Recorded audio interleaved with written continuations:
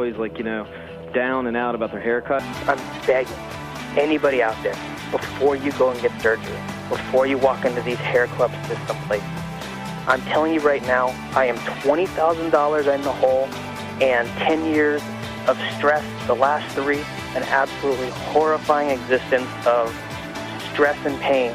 And I can promise you, the stress of this hairpiece is 1,000 times more than I would have ever felt if I had just been confident with who I am, dealt with the fact that these are the cards I've been dealt, and deal with them, and just shave my head. And honestly, like Spencer said, not everyone's there, but that's where I'm at. Well, let's not start sucking each other's dicks quite yet. And now something completely different.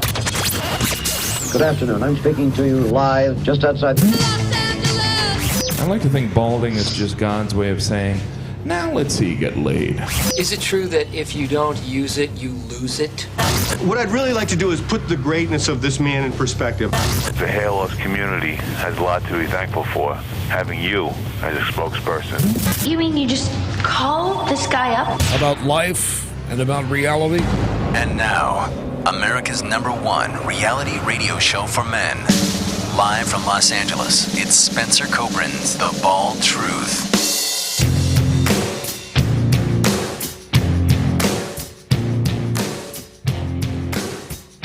There you go. Hey guys, welcome to the show. How's my mic off? It's Spencer Kobren live from Los Angeles doing the hair loss show, and of course, with my trusty sidekick, my partner in crime, the man with the plan, the original hair transplant mentor, Joseph something Tillman. What's your middle initial? You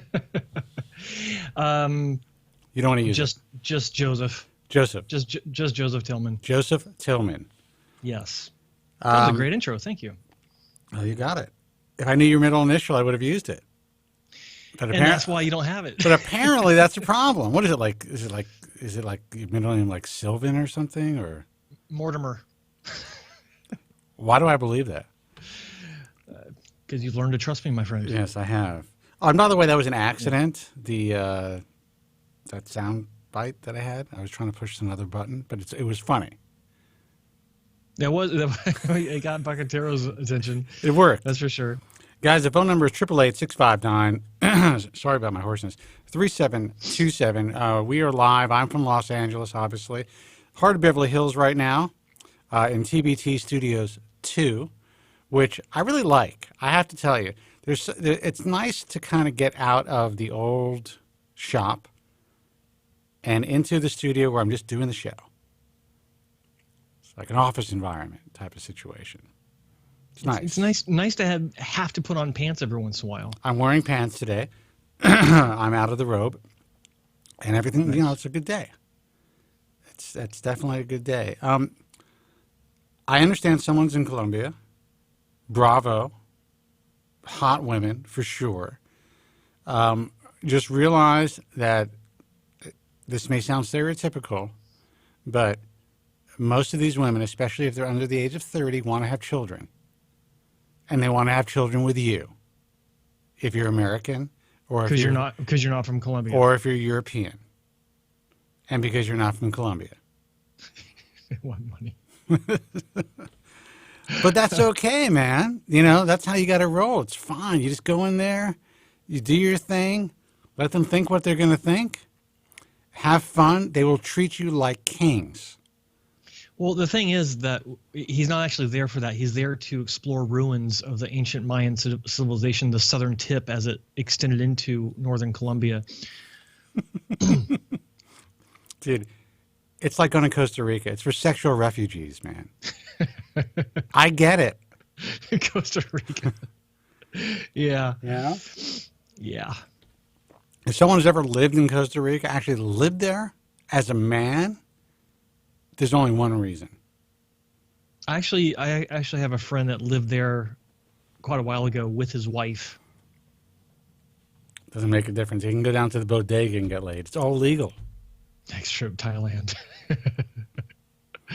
People are listening elsewhere. I'm reading some comments in the chat room of my YouTube channel. So, oh yeah. And by the way, funny comments. Yes. By the way, the chat I no longer put on the Bald Truth because I want people to actually chat on Joe Tillman's personal Hair Transplant Mentor YouTube page. That's youtube.com/Hair Transplant Mentor.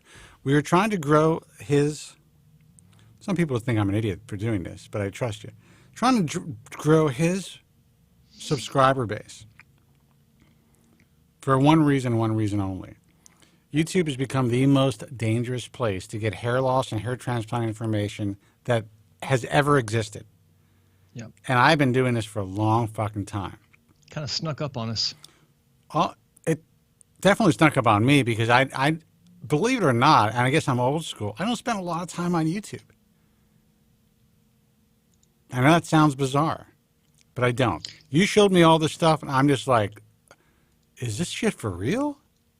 You know, I'm kind of upset with myself for not really jumping into this hardcore earlier because I was uploading videos to YouTube. Well, actually, I was uploading videos online before YouTube even existed to show hair transplant results at different, like on the website for the clinic I worked for, and then there were outlets available. I forgot, was it Daily? Wait, what was it called? Daily Motion. Daily Motion. I would upload on there, and there were a couple of others. And then when YouTube came along, I mean, my account actually goes back, I think, to 2006 when it first started up. But I never really got really into it until just a couple of years ago. Well, I actually threw some stuff on there just for fun and started a Bald Truth page. This is not before GFQ was putting stuff on their page or the show. I just put some clips and stuff like that. I was getting like 200,000 views at the time. It was insane. If I would have kept at it, it would have been huge. But I was already old. I didn't want to do it. I had too many other things going on.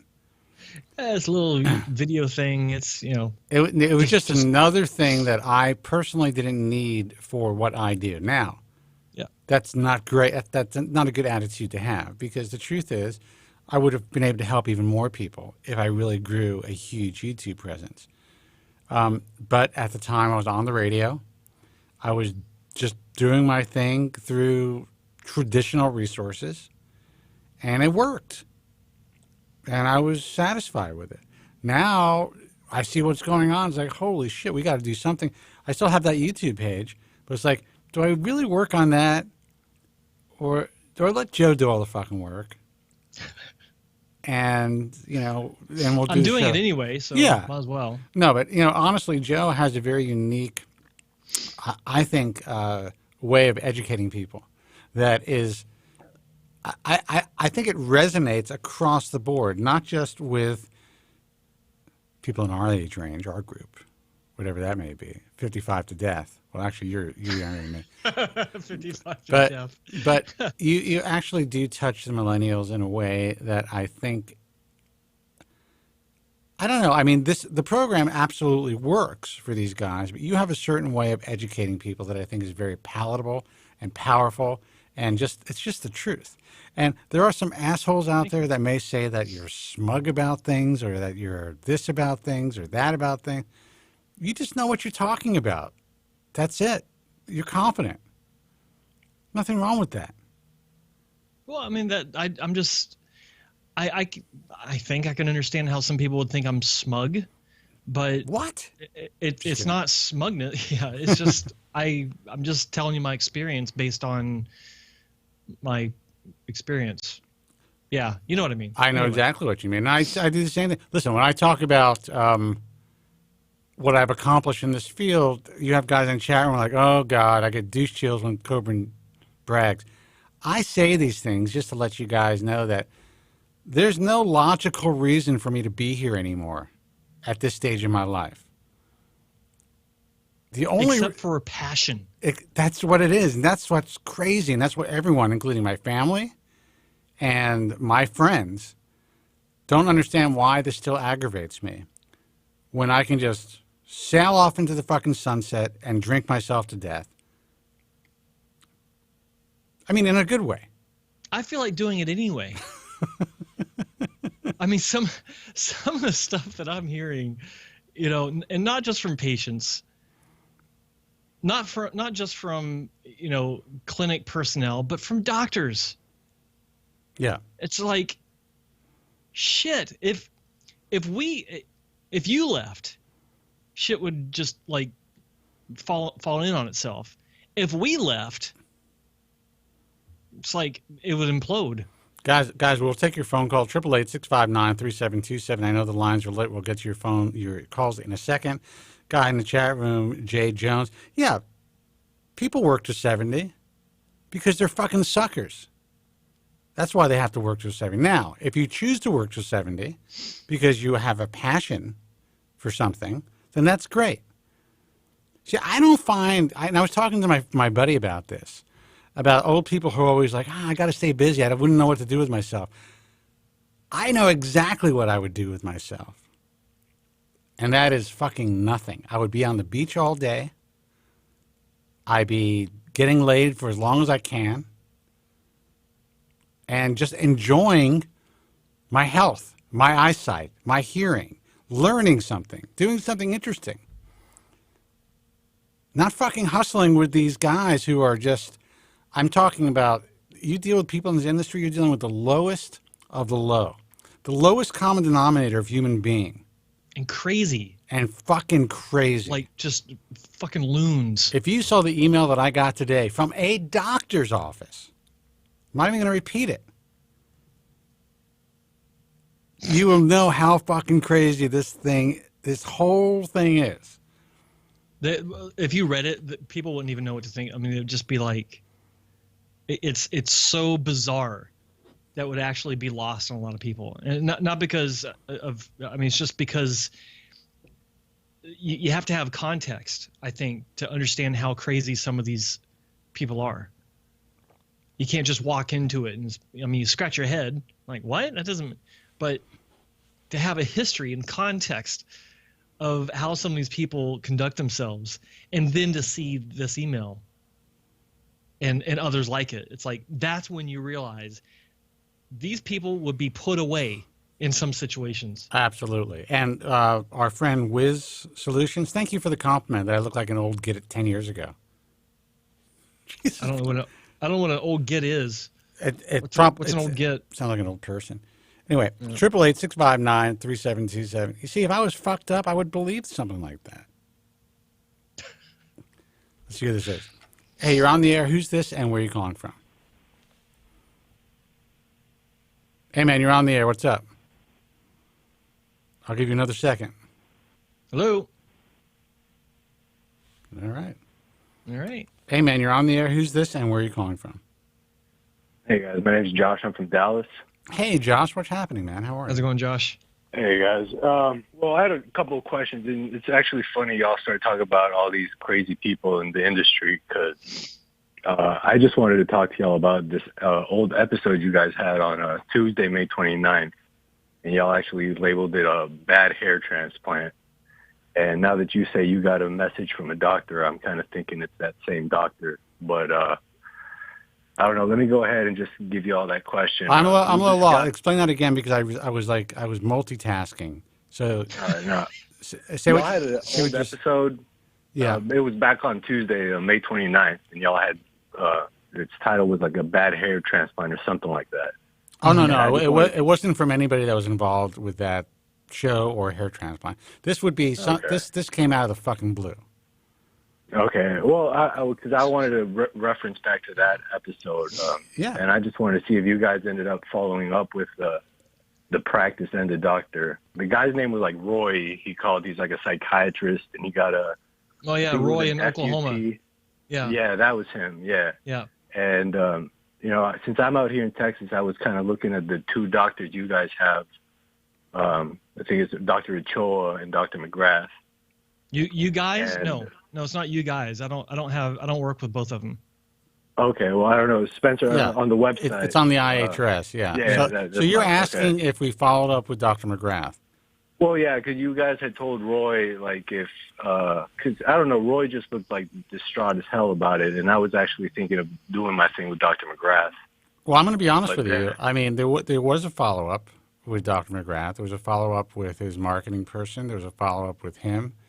And something went awry. That's all. I don't know exactly what went wrong, but I could tell you that there was a problem with communication. There was a problem with the surgery, absolutely.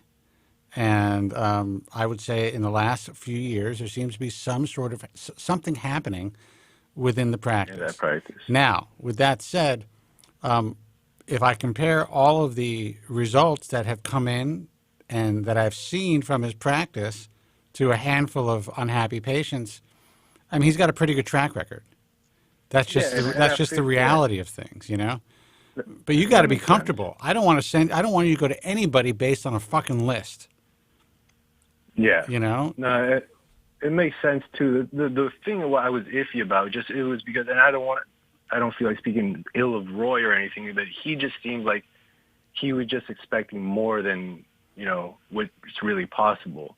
And he just seemed iffy about that whole situation. So I don't know I just wanted to make sure that, you know, Dr. McGrath was really up to par to what, you know, he says he is. Well, forget about what he says he is, and forget about what any doctor says they are. McGrath has a long-term good track record.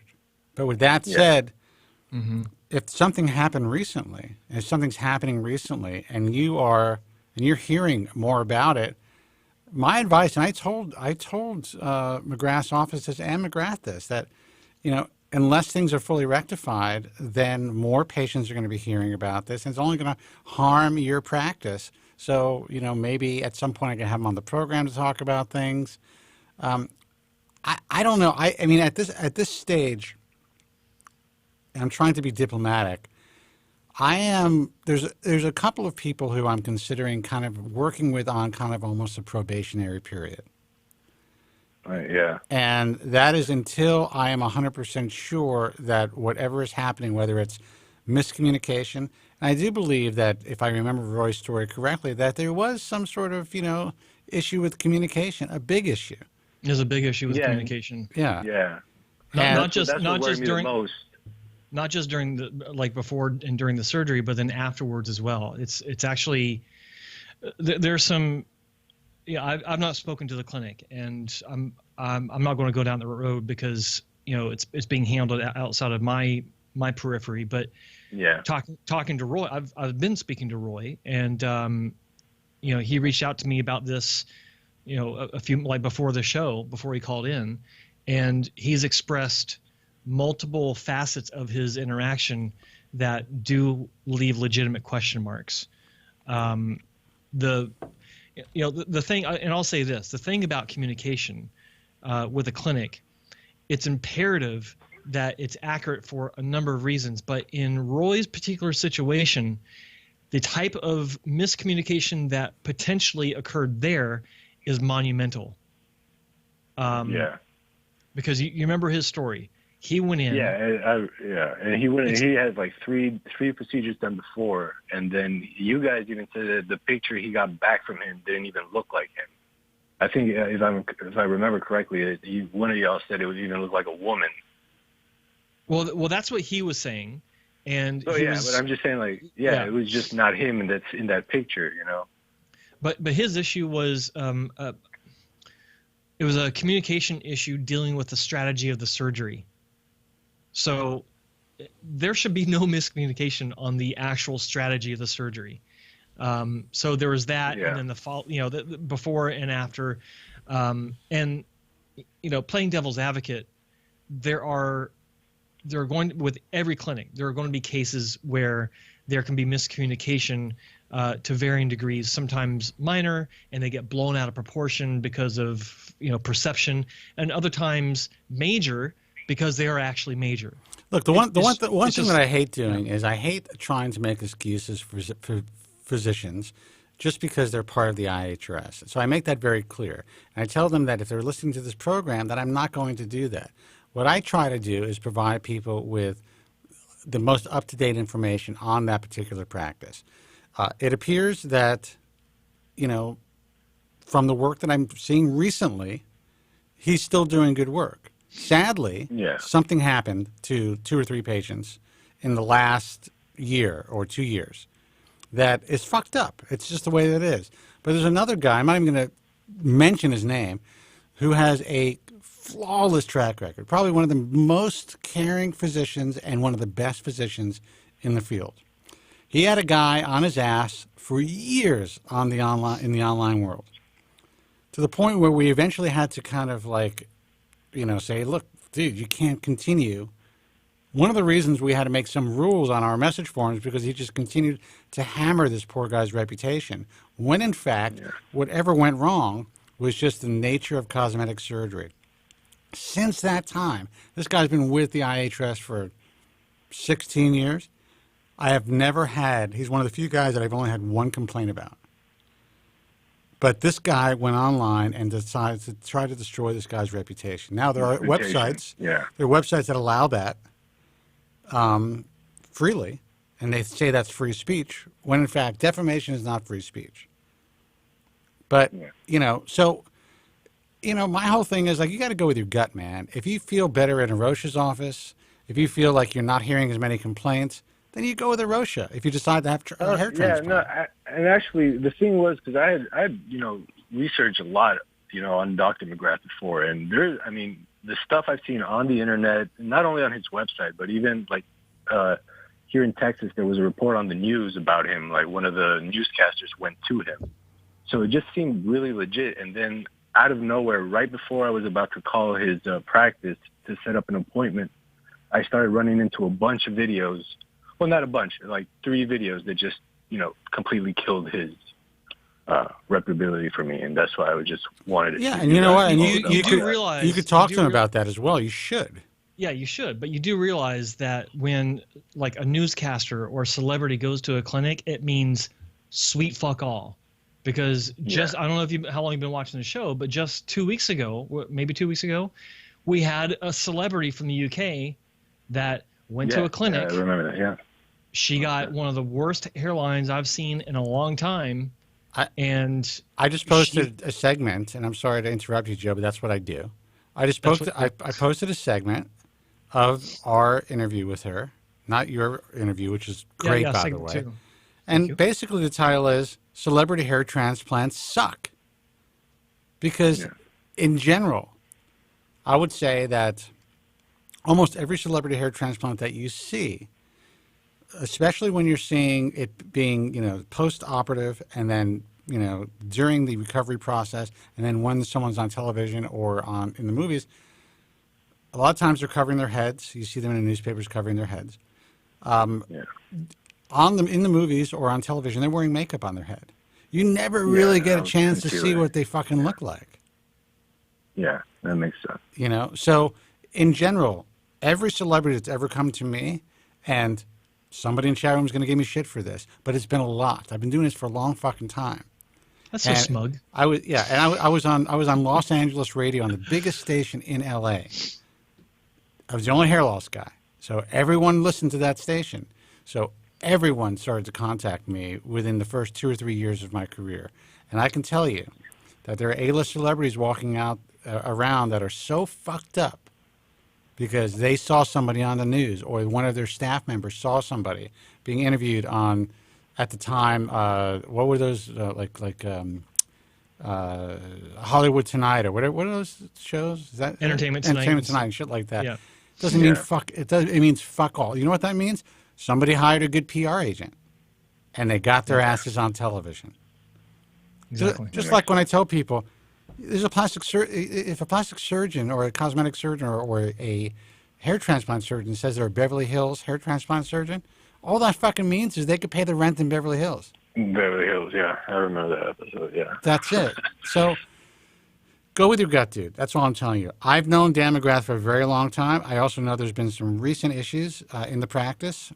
I am not a huge fan of the way maybe some of the marketing has been happening and some of the consultation process has kind of, I would say, devolved over the years. But he's a good doctor and he knows what he's doing. But everyone's got off days, and if you feel he's off in any way, you got to sit him down and say, "Look, dude, this is a concern for me. Explain it." Yeah. And there's nothing wrong with that. Don't be embarrassed to do that. And then if you're confident enough to have surgery with this doctor, then you've made that decision. Yeah, well, that'd be on me. And that's the thing. I've just been researching both of them just as much as I could, and it just sucked because I was set on McGrath, and then it was like something was just kind of throwing it at me that, maybe it wasn't such a good idea to just jump in him and kind of look at our show a bit more. Well, look, you're not going to go wrong with Rocha either. I mean, Rocha does some fucking clean work. But he's another guy. I love him. I happen to love Dr. Rocha. Sweet guy. Great clinic. But then I'll see him, his staff post some bullshit about being a real self-top doc. And I'm just like, holy shit, all these guys, it doesn't matter. All these guys feel the pressure to fucking put this bullshit out there. Yeah. And again, this guy pays me. I'm saying this about him. He can call me tomorrow and say, "Hey, look, dude, that was fucked up. I'm not happy about this." But these guys understand that I'm just here to give you and provide you guys with access to the truth. Bottom line is, you have to make your own decisions, and you'll know. And you've learned a lot. It's good that you watch the program and you listen to other people's experiences. Oh yeah. And like y'all was saying, and this is like thanks to y'all, because like y'all said, there's a bunch of bullshit, just especially on YouTube, where you just get things left and right. And if it wasn't for this show, like you guys really said, like you said, even these people even pay you, and if you can be straight up with us, and give us right information, I really appreciate that, Spencer and Joe. So thank you guys. Well, that's what we're here for. We do our best. And listen, to be honest with you got to give credit to the guys that pay us, because they know that they're going to lose. Sometimes they're going to lose patients because of us, but they're willing to support the truth, and that is huge. Yeah. So, all right, man. Well, listen. Good luck. Let us know what you're going to. Joe, I'm sorry. You wanted to say something? No, I was just going to say, no matter who keep doing your research, and no matter who you look at, always understand. In fact, I encourage you to ask them how many unhappy patients have you had in the past 5 years. If any one of them tells you none, then walk out the door, because they all have. Yeah, that's what I was about to say. Never ever forget that they all have unhappy Forget patients. about 5 years. In this case, I would say in the last 2 months. Okay, I'm just kidding. I'm just kidding. Insert time frame here, but the point is that, whatever you think that you see based on their marketing and stuff, a large portion of it is actual horseshit, like verifiable horseshit, because everyone wants to look good in the eyes of the consumer, and it's the ones that admit, I've had some unhappy patients, and actually talk about, this, maybe it didn't work out, a little bit of less growth, but we dealt with it, and I think that if they're honest about it, and obviously stepped up and talked about how they took care of the patient, that helps to put you in a position of a more realistic expectation that, it might not work out. Because if you go in expecting perfection, that's when you fuck yourself. End of story. Yeah, of course. Never go in this with the idea that there's a guarantee short of their best effort possible. Because nothing else can be guaranteed in any surgery. And also, do yourself a favor. Make sure you get a chance to have a consultation with both doctors. With both? Yeah. Whoever, and anybody else.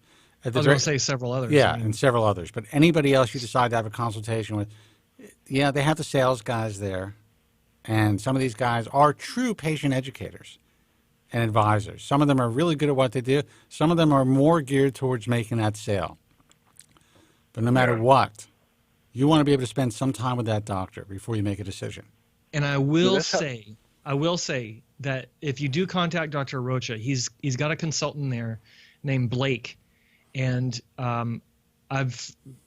he's come on fairly recently, but he is truly passionate about doing the right thing and educating people the right way. And I think Joe has a little man crush on him, by the way. Well, no, I'm happy he's on board, because I think he's a real asset to the clinic. He's fairly new with the clinic, but his heart's in the right place, and I think that he's good to talk to. So check him out. And just like you guys said, though, like that's one of the things. Like, and you said you have to have realistic expectations, and it's the same for the doctors too, though, because what I'm thinking of, it's just like if you get a cop on a bad day, and he'll write you a ticket, and if you don't, and the same with these doctors. Like, he might have had, a shitty last 2 months, and he just did shitty work because of that. So I know, and especially seeing Dr. McGrath's track record over the years, I'm inclined to think that, something maybe just happened to him personally where, he's not just doing his work now. So, I mean, I guess that's the risk, you take when you do these procedures. You're dealing with the human factor, and that's the way that it is. And the first thing I ask to see is, or I look for when I meet with a doctor, is their wife. If she looks like a ball buster, I'm out the door. I want to see a picture of his wife. Anyway, I'm just trying to make a joke that didn't land like a fucking lead balloon, dude. All right. Listen, I wish you the best of luck. Thank you so much for tuning in. Thanks a lot, guys. And let us know what you decide to do. And you know what? See more than 2 doctors. Okay. You know? Yeah. I just look at the website you guys have, and I just go by that just because I feel more secure with that. But yeah, I'll definitely check out other doctors and see what goes on. 100%. Let us know. Listen, there are doctors in Texas, I think, a couple of them who haven't applied to the IAHRS or I think are doing pretty good work. So, just check them out. And then you can ask us about it. I'll tell you if they suck. All right. Awesome, guys. Thanks a lot for the call. Good luck. All right. Say hi to Dr. McGrath. Bye. All right. Oh, will do. Yeah. Yeah, make sure you do that. 888-659-3727. Sorry, I just get Joe, the impression he's going to go see Dr. McGrath. Yeah. Oh, he definitely is. But we're watching. We're both watching. Oh, fuck. I forgot which. All right, guys. I'm sorry. If someone just got through and I pick up, then you lucked out. If not, the guys that are holding on, I hope this is someone who's holding on. Hey, you're on the air. Who's this and where are you calling from? Yo, what's up, guys? It's Justin from Florida. Justin, what's happening, man? Justin. Let me see if your phone's okay. What's up? Go ahead. How you guys doing tonight? All right, man. How are you doing? Whew. Oh, man. I'm doing good. Must be hot. Are you ripped? What's going on? Did you smoke a bowl or something? It's supposed to be the best time of the year. It's football season's back, but you got these vaginas still kneeling, so it's I don't think I'm watching football this year. I hear you, man. So what's going on? Let's talk about some hair. Hair, whew, you know what? I tell message the guys. Here's on the truth, guys. To you guys out there, some women are not going to like you with or without hair. That's the reality. Let me tell you about a story the other day. I went to the mall strolling with my nice khakis on, 95 degrees out. Dude, they haven't worn khakis since 1989. They still make khakis? Yeah, they do. Jesus, you are from the South. Go ahead. Khakis on, nice dress shoes on, dipped up, fresh. I walked in the store. I seen this young lady, looked to be around my age, around 25, 24. I went over there slowly, like at a movie, slow motion. The wind was blowing. I'm passing around people, giving them a high five. Next thing you know, I walk up to her. I said, "Hello, young lady." That's like a pervert. I said, "Hello, young lady." Yeah, you lost her at that. Yeah. Yeah. I don't want to get to know you. She's like, "Sorry." She's You're not my type. I like guys with hair. I said, "Oh." She said that? Like I got shot in the stomach. She pulled a "I don't think so" with you because of your hair? Yep. I think it's because she sounds black too. I'm not a type. So I think with hair, I would have been screwed in. Oh, you got to throw the race card in there. All right, I see. How do you know it wasn't just because you're fucking bald? What? How do you know? Yeah. No, dude. Dude, you could be her type. That's the thing. I've met girls in my life. Girls. I'm 53 years old. Girls. In my past, who have said I'm not their type, and within 4 drinks, I'm their type. Well, that's all it takes. That's what it is. Yeah, that's all it takes. You know, there's no. I see no reason to try to speak to women if there's not alcohol involved. I think it's just you're essentially just wasting time. Because if you're in a space where there's alcohol involved, these women are primed to meet and to F. That's it. That's what they're there for. They're out with their girls and they want to bone. And I know that sounds harsh. When they're at the mall, they're kind of like taken aback. They don't know what the fuck is going on. They're shopping. They may feel fat at the malls, all light. That's true. You know? But when they're in that bar, you go take them. You stop off at TGI Fridays or some shit like that. Some really shitty place. I'm sorry, I like Fridays, but don't sue me Fridays. But you know, or some hotel lounge or something like that. And these girls are primed. They have a couple of drinks, and all of a sudden you're fucking George Clooney. That's true. So that's just my advice to the young men out there: never approach a woman unless they're drinking. I'm just kidding. Isn't that terrible advice?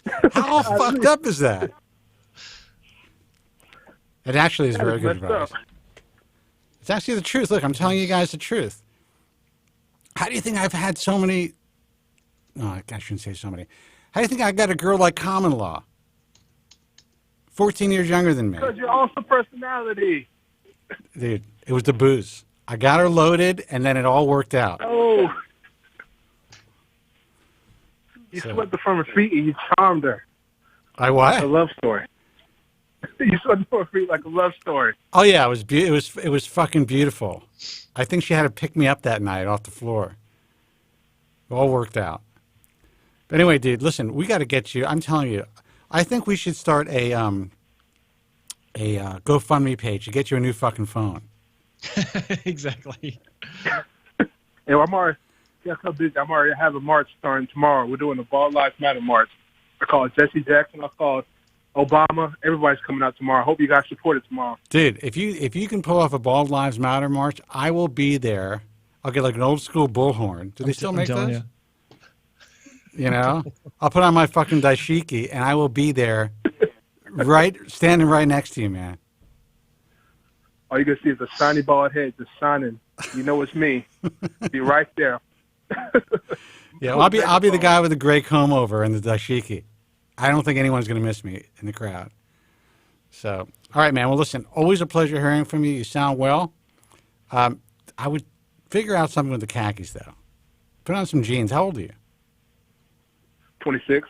Dude, you got to wear jeans. It's a very southern thing to wear khakis, though, with the... It is southern. With the wingtips and a proper, like a pastel button-down. Yep. Sharp. Yep, there you go. See? Dude, you like describe Steve Harvey. Well, like I said, it's a southern thing. He's a southern boy. Dude, thanks for the call. Always a pleasure, and we got to get you better reception. I had to turn up your volume so people can hear you, but I really enjoy your call. So, how are we going to figure this out, dude?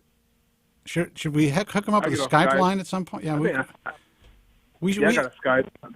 So what we may do is maybe I will, if you send Joe your Skype, maybe I can, then we can become like Skype friends or connections, whatever it is.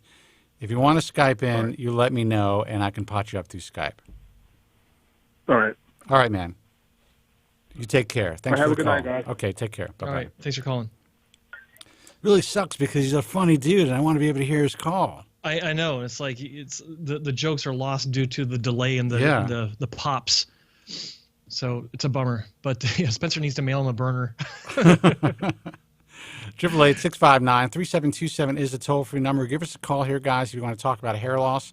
You just want to talk about, I mean, there was a time when the idea of the show had, and I have it somewhere in this old 360, it was sex life and hair loss. That's what we talk about here. I remember that. And the reality is we talk about living life as hair loss sufferers, no matter what stage we're in, whether you are in the I'm taking a drug that can kill me, comb over paint stage like me, or you're, we're a full-blown Norwood who fucked up like Joe, who now has the hair of a god, or whoever, whatever stage you're in, we're all dealing with the same process at different levels. 888-659-3727. Hey, man, you're on the air. Who's this and where are you calling from? Hey, guys, it's Nico from Manhattan. How you doing? Hey, Nico, what's going on? Hey, dude? Nico. How you boys doing? All right, good? Yeah, everything's good, man. Cool. Actually, speaking of haircuts, I was going to say Joe's hair looked great in his last upload, man. Really good. I was like, damn. Thank you. Dude, I hope to achieve that one day. The Maria Fowler interview? Yeah, the very last one. What did I Great. tell you about fucking just putting the camera on you, man? Sorry, son. No, you no. were looking No, solid. no. I'm not talking. I'm talking about the interview. What I'm saying in the interview, Oh, I right. told him, do it old school the way he did it, because he looks great when he does that. His fucking hair looks shiny, you know. Yeah. I was like, Well, damn. my hair was particularly big that day. Yeah, but just the overall cut, the look, I mean, I was like, shit, man, nice. Thank you. I Really appreciate nice. that. It's taken. You know what's sad is it's taken years to find the right way to cut it, and the right Yep. person to cut it. And because when you have a hair transplant, particularly like, and this is kind of going off on a little bit of an info dump here, but when you have strip surgery as many times as I have, and Dr. Cole has actually talked about this several times over the past 10 years. He talks about how it disrupts the geometry of your hair. And I used to say that wasn't true, but it is actually true because I was never cutting my hair short at the time. But now that I cut my hair short, he was actually right. Because if I turn my head this way, you can actually see this line. And it's not my donor scar. It's the change in hair direction. Because from the and I'm recovery. actually and well, not from recovery. It's just hair grows. I'm going to make a video on this in the next probably 3 weeks. Hair grows in very specific but common patterns. They don't. It doesn't just grow straight down the back and sides. It actually grows in curves, and I'll go into detail in my video. But when you have as much tissue as I've had removed, which is about 3 inches overall, roughly 6 centimeters. Wow. Then that transition from the upper, like from above the wound to below the wound or wounds, that middle area has been removed. So it's not like this even nice flow. Right. That's been removed. So it comes down and then it makes a dog leg to the left, or depending on how you're looking at it. And that's what's going on with my hair. And John Cole was actually the first to really bring that out for public consumption and really make a thing of it that guys who are, it's the whole fight against strip versus FUE. Now, John is a just pure FUE guy. He decided to jump on it early, thank goodness, because at least there's somebody out there and a few people out there that really know what they're doing. But then he became very anti-strip, even though he's performed thousands of strips. But some of the points that he makes are very valid that most guys who are still offering strip kind of push to the side. And one of those is that the entire integrity of your scalp changes once you remove that piece of tissue. And with that change, depending on how much tissue is removed, they say they just kind of close that hair-bearing skin together and then it just, it just looks completely normal. Some cases it does, if you're lucky. In some cases, you're Joe. Right, Joe? Exactly. Yeah. But, I mean, that's just the reality of having, especially if you have multiple strip surgeries. And that's a nuance that most people don't even talk about. Even if your scar is perfect, your direction of hair could be a little fucked up. It's actually something that is completely unavoidable if enough tissue has been removed. It doesn't matter if you have, like Spencer just alluded to, the pencil thin scar, which never happens, by the way. It's even if it does happen, you can still have this issue. And the caveat, the caveats are how extreme the direction changes naturally, and how much tissue has been taken out, because you can have one strip, and if even with a kind of like a sharp change in direction, it won't really make any sort of cosmetic difference or an aesthetic difference. But if you have multiple procedures like I did, that's when it really comes through, even in the best hands. It doesn't matter how fine the scar is. It's just simply removing that and creating the gap. I actually have very wavy hair, and while the front doesn't seem that wavy because it's plastered down, if I just kind of let it go, the back is it's all over the place. I mean, it goes in like 4 different directions. So I know that if I had a strip done, maybe it would make it better, or it can make it really bad. So it really depends on your your natural growth patterns. So you've had one strip, and you're already seeing that. Yeah. Well, yeah, I mean, I think it's a good segue into what I was going to ask you guys about. I mean, aside from that, I only had one strip, and for sure I have sort of like that claw-like redirection. I don't know if that makes sense or not, but the hair for sure seems to be going forward. I don't know. I mean, when I comb it and, after a shower or whatever, it works itself out. But, and maybe I'm still healing. I'm not sure. I mean, I guess ultimately I was going to ask you guys about if you have a really tight closure on the first go, on the first strip, does that make things super tricky on the second try? Absolutely. It can, and it could also make it worse. Well, it depends. I mean, and Joe, you've been through 9 surgeries, so I don't mean to contradict you at all. But it's possible that depending on your age, depending on how far apart the surgeries are, and depending on what section of the scalp they're removing the second strip from, usually they're going to try to remove the same scar, and you get another strip.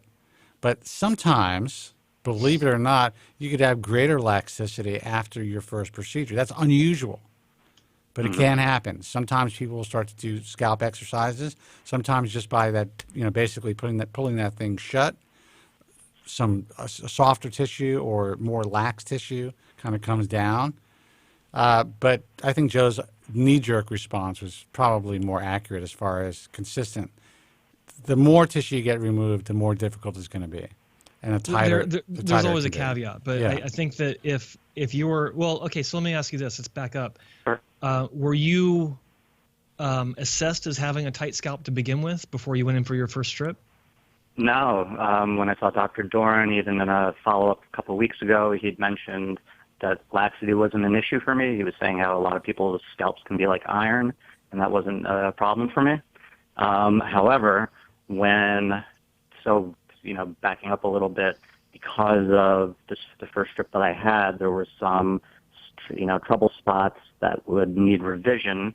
And so also I noticed that on my left side, above the ear, and I guess tight closures can definitely nail some shock loss, and I just had my haircut too, is I'm still trying to figure out if I have some time and I also had, I dyed my hair 4 months after surgery, and I had a first-time case of seborrhea, dermatitis, I guess, where some plaques and things developed. And I think you're asking us about that. I'm sorry? Oh, weren't you asking us about that at one time? Yeah, I think so. Yeah. Or at least you probably via email. So I guess I'm concerned that, and I know I have time, and I'm not jumping into surgery, but, I'd like to have, obviously, another strip and to take care of the revision. But I'm also worried that I'm going to end up, so half of the other side of my head doesn't have the same volume density that the other side has before even getting into surgery. So I'm worried that I'm going to end up getting another closure, whether it be tight or one that works out, but just gradually losing density. And when I pull my hair, it doesn't have the same pull. Sorry, so let me back up. So yeah, please. So before the surgery, you were not assessed as having a tight scalp. After the surgery, during your follow-up, you were not assessed as having a tight scalp. Is that what you just told me? Yeah, that I don't have a tight scalp, but Dr. Dorn had mentioned that the above the ears he doesn't feel like he offered to do he wanted to do a revision, and probably get maybe 1,000 grafts out of it. But he said that it looks like that those areas above the ears are pretty, would have a tricky time just in general. Because it's tight or because of another reason? That's a good question. I guess that's what I'm going to have to ask him. Okay, so we don't know if you actually have a tight scalp at this point. Is that fair to say? Well, yeah. I mean, when I saw Dr. Wesley in a separate consultation, he didn't think laxity was an issue or whatnot. So I guess it's not an issue. But I don't know. I'm going to Dr. Bernstein's office tomorrow, just to see what he assessed. Okay. You know what he's going to say?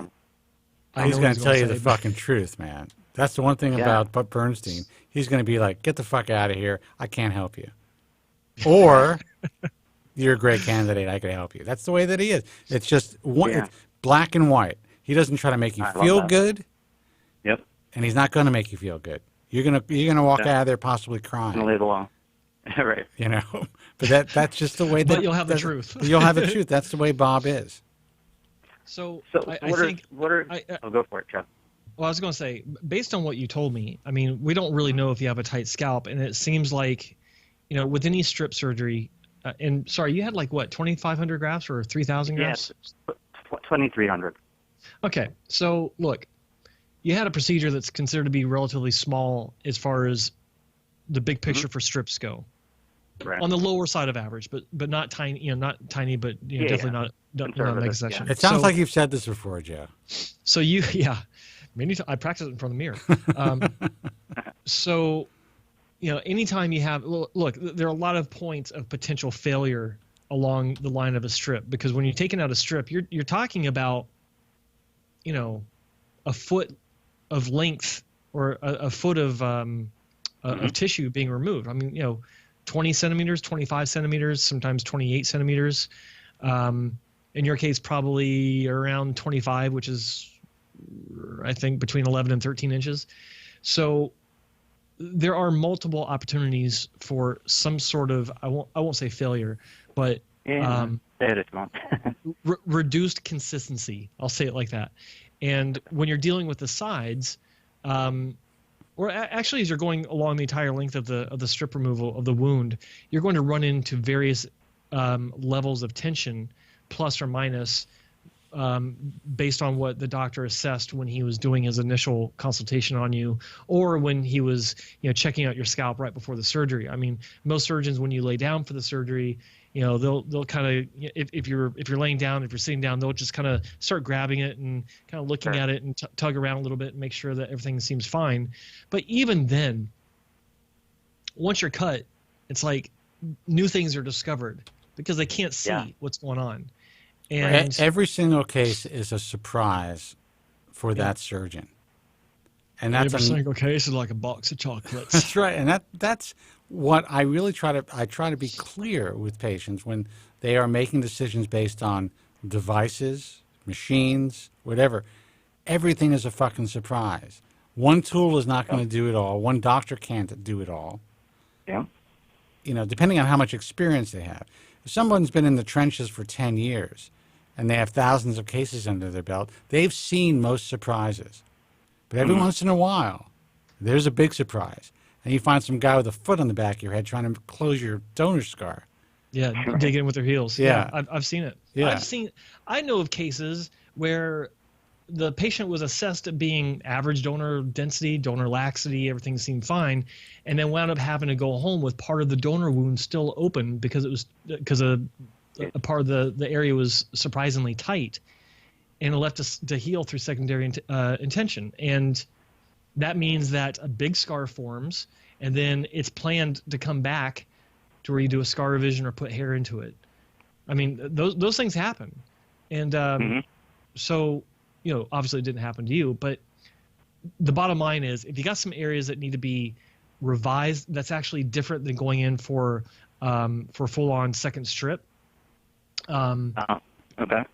So if it's done right, and I would expect Dr. True, it was Dr. True or Dorn? Well, either one doesn't matter, but I would expect either one of them to do a good job of just removing enough scar tissue to make a clean closure. And of course, there's always some grafts that come with it. If you're going to go for more grafts, then I'm sure that they would only go for a wider strip in the areas where it would logically make sense to do so, not in the areas that you're trying to have revised. So talk to them at length about this and have them outline their game plan and how they would approach, you know, the various challenges like surprise tension, or in some cases like the scar tissue that you may have. If it's deeper than they realize, sometimes scar tissue goes pretty damn deep, and it has to be. It can be difficult to tackle. So you need to ask them about these potential pitfalls and what they'll do in the case that they run into them. Okay. Yeah, I mean, even just, and I'm sorry to hold up the line. It's just so important of a question No. for me. These are important questions that people should hear. And this is the kind of shit why we go to you guys and it's not online, and it's a very, I don't know, just like even when I brought up the other day about retrograde alopecia, it's like nothing that's talked about that often. But it will be. Somebody's going to put up a big retrograde alopecia, figure out some thumbnail, and try to get some bullshit likes. Or millennial, right.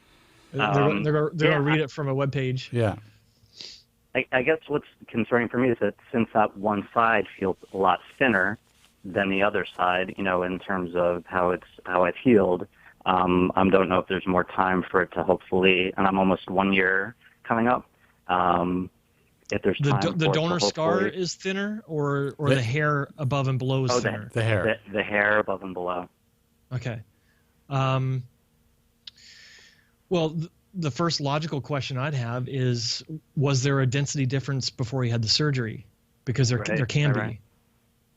What's that? And I asked, and I asked about that, and I think when I talked to Dr. Dorn about that, I mean, even just knowing my own hair, I knew that it had a certain pull to it. This is a lot thinner, you know. Okay. And you know, like it doesn't have that same pull. It's definitely picked up a bit. I just didn't know if tight closures can resolve after a year or not, in terms of getting back sort of the volume that it was at before. It's also possible that, you know, even though the strip wasn't huge, just taking out that amount of, and I'm going to ask Joe this, maybe he knows, why do even American doctors talk in fucking metric system? We don't use it here. You know? The anxiety that I had in the 4th grade when they said that we were going to switch over to the metric system, I still get post-traumatic stress when I hear centimeters. But yeah, no, it's I think because it sounds more like medicine-like. Scientific, yeah. You know, it's more medicine. It sounds more professional, and stuff like that. It's very possible that just removing that bit of tissue and removing that hair, again, it changed the integrity of your scalp to the point where that little strip gave you a density in that area that you didn't even realize. Yeah. Right. And removing that, even it may have been less dense overall, but removing that part of your scalp then left you with the donor. Yeah. Right. The heart of it, the meat. Yeah. Yeah. I mean, all you have, you know, I tell people this all the time, but it never makes any sense to them. You probably don't know anybody with a hairpiece, but if you did, and they would allow you to look through it, you'd section it off, and you'd see how hair is placed in a hairpiece, a wig, or whatever it is, and it's placed in sections. If you take out a section, that bottom section could actually have less density just based on the fact that this is handmade. Same goes with hair; it's God-made, you know. Yeah. So there's not necessarily a uniformity that you would think would be there. But once something is changed surgically, it changes the integrity of your scalp and your hair. Not to mention that sweet spot. I mean, you know, Dr. Dorn probably went for the sweet spot on the side, meaning that he went for the area that had the highest density. And so when that was taken out, then then the bottom was stretched up, or the top was stretched down to meet the other side. Well, it's only on one. That would make sense. Oh, I'm sorry. Go ahead. It's only on one side, though. So one side has definitely. No, I get that. It's also possible that that strip in that area was slightly wider than the rest. There is not a single strip. Well, I can't say that, you know, from the old days, but there used to be. But when you're using a single blade scalpel, there is no such thing as a consistent width from one end to the other with a strip removal. Back in the day there was, because they would use multi-blade scalpels and just kind of carve out. It would literally take 5 minutes to take out a strip. Well, they would actually use multi-blade scalpels and take out multiple strips at once. Yeah, and all of those would be the same width from one side to the other, because the blades are preset. And you'd be transecting like 1,000 hairs. Yeah, it's crazy. Yeah, absolutely. And I think that's why I'd asked about retrograde alopecia when I called last time, was because I thought there was some thinness and. We're never getting you off the phone, are we? It's not going to happen. I'm so sorry. No, dude. Come on, we love you, man. Studio? We love you. I appreciate it. Yeah. Well, anyway, I'm seeing Dr. Bernstein tomorrow. I know he'll tell me how it is. It's just interesting how Dr. Dorn said he'd try to go for about 1,000 grafts to try under the revision. When I saw Dr. Wesley, he said, "Oh, we could do another strip of about 2,300." I'm going to give you some advice when you see Dr. Bernstein. If he's going to, if you ask him questions and he's standing behind you, ask him for a mirror so you can see his face. Okay. That's all I'm saying. Because you're going to be, just to see him. You're going to be able to tell exactly what he's thinking. Because this guy cannot hide it. Yeah. It'll be like, oh damn, what did this guy do to this guy, this poor guy? Or this is great work. Okay. So just be prepared for that. And yeah, I mean, you may see Dr. Wolfsfeld, or you're probably going to see Dr. Bernstein. I think if he's. If you're going in for a hair transplant assessment, he's probably going to be the guy. Okay. So, all right, man. Listen, good luck. Well, I'll keep you guys up to date. Thank you. I really appreciate the time and the information. So huge. It's so important. I really appreciate it, guys. Yeah, hey, you got it, man. I'm just busting your balls. Help. Take care. No, you're the best. Take care. All right.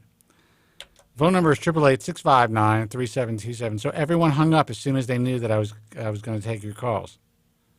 Call back or we leave. That's the way it works. All lines are open right now. That was so weird, dude. Unless something happened to the phones. Let's see. Oh, no. Okay, there's a line. Well, I know one guy's trying to call through. He's he had a procedure. He wants to give us an update. Someone just got through. But yeah, somebody else just got through too. So, okay. Guys, a couple more lines open if you want to get through. 888-659-3727. Now, if it just goes like you hear like a sound, it goes like a voicemail box, or it just clicks you off, that means the phone is busy. We don't have a busy signal. Can't afford that yet. You guys are going to have to donate for the busy signal. And Joe will send you to the GoFundMe page for that. But another lead balloon. I can't do it tonight. I don't know what's going on. Hey, man, you're on the air. Who's this, and where are you calling from? What's going on, guys? It's Mo. How you doing? I'm here to liven it up. Yo, Mo. What's up, man? What up, Mo? What's going on, fellas? How you guys doing? We're all right. Can't complain. Dude, you got to turn your computer Listen, man, down or your radio or whatever you're listening to. Radio. No one listens to the show on the radio anymore. Yeah, radio. What the hell? We're on iHeartRadio, which is actually an app, but people listen to the show through their cars, so I still say radio like an idiot. Okay, well, obviously, you're the baby boomer generation. You're showing your age. Oh, shit. I'm actually Generation X, motherfucker. Thanks for calling. Oh, are you? Well, actually, I was born in 1965, so that's like the cutoff. I think 64 is baby boomer. I didn't want to hear it. Yeah. I didn't want to hear it. I don't even want to hear it. I actually have a qualm with you guys. How the hell are you two assholes gonna have a show about hair loss and you guys have great fucking hair, or at least what looks like great fucking hair? You know how bad that is to some other guys that are listening right now? We want to see like receding hairlines. We want to see a George Jefferson. Dude, we want to see LeBron. Look at this comb-over thing that I have here with the recessed hairline. The top of my head is fucking painted. It looks like there's a frisbee on the top of a hair frisbee on the top of my head. No, that's not what it looks like. It may be a frisbee, but that's not what it looks like. Do you see what I'm saying? Yeah. Well, you know what? Let me ask you a question. If you go to a personal trainer, you want him to be a fucking fat slob? Or you want him to be in shape? Listen, I'm messing with you. But, lately I haven't seen too many fat personal trainers, though. I know you're messing with us, man. So what else is up? No, I know. But you guys. Actually, I had a question for you, Spence. I know you use, you're talking about you paint the back of your head. You use Dermat, right? I do. Okay, now, seriously, because I've actually wanted to ask you for this for a long time. Now, I use Kabuki, so I'm somebody who has diffuse thinning, so it's a tricky situation. I mean, some days generally people can't, when I use Kabuki, can't really tell. It's a good product. That I have hair loss. So, it's a really good product, but some days are better than others, and I definitely think it's less is more. But 100%. Like when there's diffuse, it's great for crown. It's perfect for crown. But when it comes to the front, diffuse kind of spread out, because obviously diffuse thinning is confusing because there is a good amount of density, but it's so sparred and scattered all over the top of your scalp. So there's a lot of other creative combing, for lack of a better word, you have to do. How is now? It still gets the job done. But how is Dermatch for diffuse thinning? Now, is it strictly good for like a big bald patch in the back, or can it be used well for? Well, if you want to use a combination, some people use either Kobren or Dermatch type of thing to kind of lessen the contrast between your scalp and your hair, and then add a little bit of the fibers on top of it to give it a little bit more bulk. And like that volume? Yeah, and sometimes that combination really works well. Again, it's more of a pain in the ass, it's more work, but for a diffuse type of thinner, and I think there's sometimes there's confusion. Some people think that their really normal male pattern baldness is diffuse thinning. Diffuse thinning usually entails thinning all over the scalp, including the donor area. Do you have that? Not in my donor area. Okay. So yours is more of a male. Yours is more of a distinct male pattern, or a less distinct male pattern baldness. People confuse that with diffuse thinning. So a lot of times you have miniaturization. If you have a strong donor, you're probably not a diffuse thinner. So that's the good news. I mean, okay, that probably is good news. Yeah, my donor area is pretty solid. When I got looked at by a few different doctors, I mean, the general consensus was that my donor was really strong and above average. So no one is going to diagnose you with diffuse unpatterned alopecia, or they would not consider you to be a diffuse thinner. So there's a big confusion online, especially the younger guys who call in. They always say they're the diffuse thinners. That's how people bald. And the real difference, again, to repeat myself, is if you have a thick, strong donor area, you are not a diffuse thinner. Joe, would you agree with that? Yes. Okay. That's all I wanted to know. I didn't hear part of it. No, good to know. I was setting up this folder for this next potential caller, but if you have thinning, the Dermatch combination with the topic can really be fucking. It can look great. It can give Elvis hair, no question. Yeah. But the part about the diffused hair loss, that's very commonly used to refer to people that are diffusely losing their hair on the top of their scalp. Right. Yeah. That's a good way to put it. So there's really two ways to use the term. True diffused patterned alopecia or unpatterned alopecia is everywhere, throughout. Like Spencer said, including the donor area. Then there's diffused patterned alopecia, which is diffused in one of the common Norwood patterns, 5, 6, 4, 3, with 3A, whatever. So yes. But that's really, and honestly, that's how most people. That's how most people thin. It's not all of a sudden your bald starts to grow and it is just clean bald. It's diffused. There's hairs that are still growing within that area, and in the front of the scalp and the mid anterior scalp. So if you're using, all concealers have their limitations. Let me tell you something. It's you really cannot put it in the hairline. It's very tough. Like I will, on occasion, go a little deeper in my part line with it, depending. Like if I'm going to be really close up on camera, like on television or something, I might do it. But in my real life, I mean, there's just too many. It's not a controlled environment when you're out. Right. So the last thing I want is some fucking black shit coming down my face. Yeah. Yeah, I mean, some days are perfect, meaning 100% perfect, and right. then there are certain days which are horrendous in that. But yeah, I mean, there's no consistency when it comes to that, especially in the front. No. So you really got to be careful in the front. But with that said, if you're willing to show a little thinness in the hairline, you can go behind the hairline with the right combination of Dermatch and Topic, and look like you have a very natural hairline, but that it's not totally see-through. It kind of blocks that look, and so essentially someone's just gonna, it's funny. I think women and guys in general, unless they're looking for hair loss, they don't see a slightly thinning hairline as a balding guy. They just think that's normal for guys in their 20s or 30s or 40s. Right. Right. When we know, sadly, that that's a dead man walking. Yeah. No, that's true. No, because I just want to get input because, I mean, again, it's a great product, but some days are better than some. And honestly, I just want to try something new. I pretty much stuck with the fibers. Kabuki to me is preferable because it's plant-based, obviously, so it's cotton. It's easier on my scalp. Yeah, cotton, exactly. Yeah. And it's easier, for my, especially for the condition I had, don't have anymore. Much more relaxing and soothing for my scalp than Topic is. But no, I got to give that a try. But that's it. Just a quick call, guys. Great show as always, Joe. It's nice to see you back on YouTube. But we need to see a little more, man. We need to see a little more. You've been gone for a long time. I got several videos I'm working on. I got a big interview tomorrow, a bigger interview on Thursday, and then I got my concealer thing I'm still working on with my drone, and then I've got I got 3 educational videos coming out in the next 2 weeks. So stay tuned. Thank you. Well, for the let's support. get it. I'll be there. I'll watch it. And I'll just be doing this. So. Well, listen, Spence. Your dues are you do more than enough with that. We all know Joe's piggybacking off of you.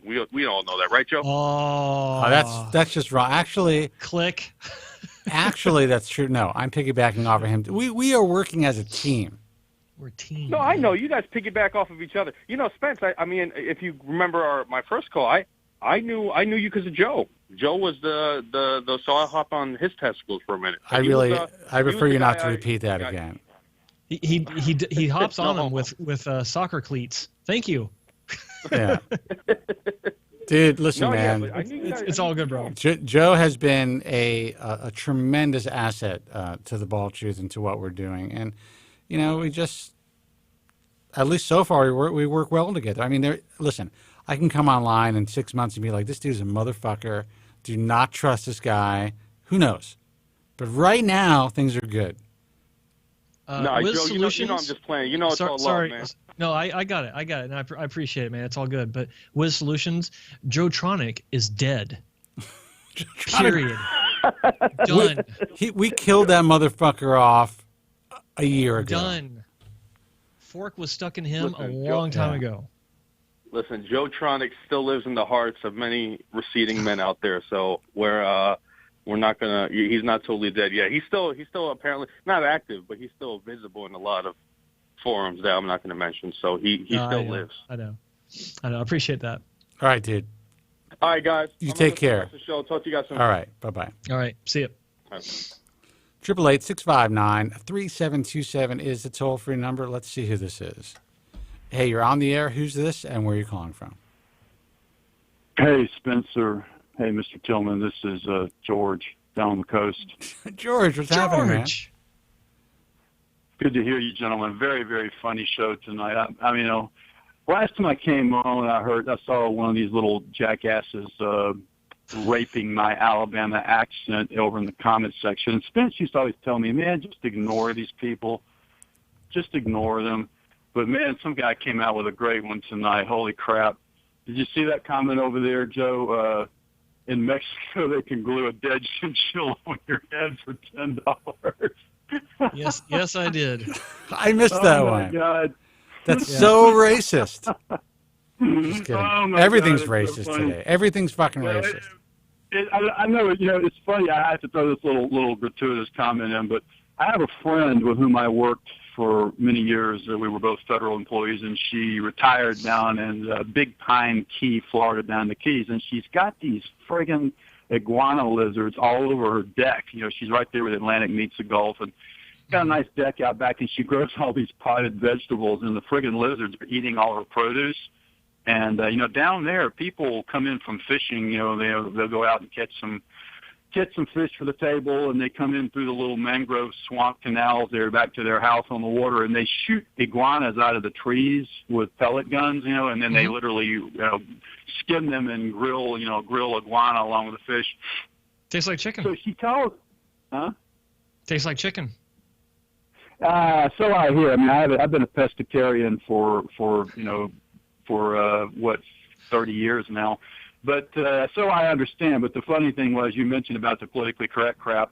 She told me she was going up to Miami to go to get an air rifle, and I told her what kind she needed, and about the laser sight and all that. And so while she was up there, I just remembered back. Do you remember back from like '85, the group Wall of Voodoo that did a song called Mexican Radio? Sure. You remember that song in the video?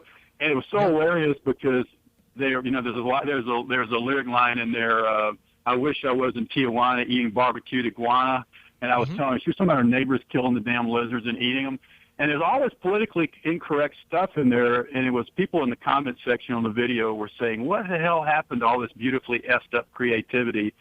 And, I made a comment there about it, just kind of like went down the drain with all the politically correct. Well, dude, it's fucking dead. Like, a buddy of mine and we're watching some movies the other night, and we're like, there's no fucking way that this would fly. We're actually watching a interview with what's her name? Blazing Saddles. No, well, yeah. but I saw that in the theater when it came out. This was recent. This was just like 4 or 5 years ago, and it was Tina Fey, and she was talking about, I think, her nanny, and she was using some sort of I'm just going to say an accent to describe her nanny speaking to her.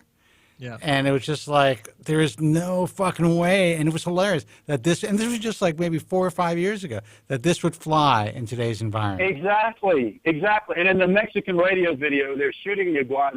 They've got iguana on a little roasting spit, and then iguana on the table. And then there's one scene where there's a Mexican woman, and she leans over, and there's this, looks like a wok, like a roasting pot full of beans, and then this dude in the band, his face comes up out of the beans. Yeah. And I'm thinking, this shit would not fly now, Yeah. But anyway, back to hair loss. It was just so funny because about the politically incorrect stuff. It was quite amusing. Question for you guys. You guys very graciously several months ago looked up for me an alternative to Kobren, and I wrote the name down and promptly lost it. I had my hairstylist looking at the You have hair like an angel. I have been looking at the supply houses for the Kobren alternative because I told you, they told me at Spencer Forest that they can't make the medium brown anymore. It's probably a toxic pigment or something. There's like metallic oxide pigments in there. So I'm sure they're getting some shit from the FDA. Dude, it's all made from one place in China. Okay, I'm admitting it to you. No, you laugh, but it's true. It's all from one fucking place in China. Go to Alibaba online. You could find it. And that's it. Maybe that's, oh my God. But anyway, he's looking. You guys gave me the name of an alternative product. You gave it to me. He's going to the supply houses looking for this stuff. So I gave him an old tube of Kobren that was almost empty. I've got one full tube I haven't cracked yet. So he was going to try to match this shit. So that was one question. If you remember the name of the product, and the second question was, I'm at the point where I have to go get a new script for Propecia. And of course, I told you, Spence, ever since I read your book, I actually went and just got a prescription for Proscar, and I get it through my federal retiree drug benefit plan. I just get in, and the problem was I switched over to the generic crap because it was a lot cheaper. By the way, guys out there who are listening, I do not endorse insurance fraud. So. Yeah, right. Well, the fact of the matter is, I just get it Propecia. I get the Proscar and cut them up. But I'm going to switch back to the name brand, which you guys recommended. But I was going to ask you guys, what is the best doctor? I don't have a general practitioner. I have to get one. So I need to go see a dermatologist for some scalp stuff going on. I also need to go see a urologist for a prostate exam. So, since they make you jump through hoops and go back and get a prescription renewed every now and then, I'm just wondering which doctor is the best one to hit up for the prescription. And number two, should I go just for the Proscar pills to cut up, or should I try this new liquid finasteride crap to paint on my scalp in conjunction with the oral finasteride, or just go liquid finasteride on the scalp? What's the deal on that? If you live near a poor area that has a cash urgent care,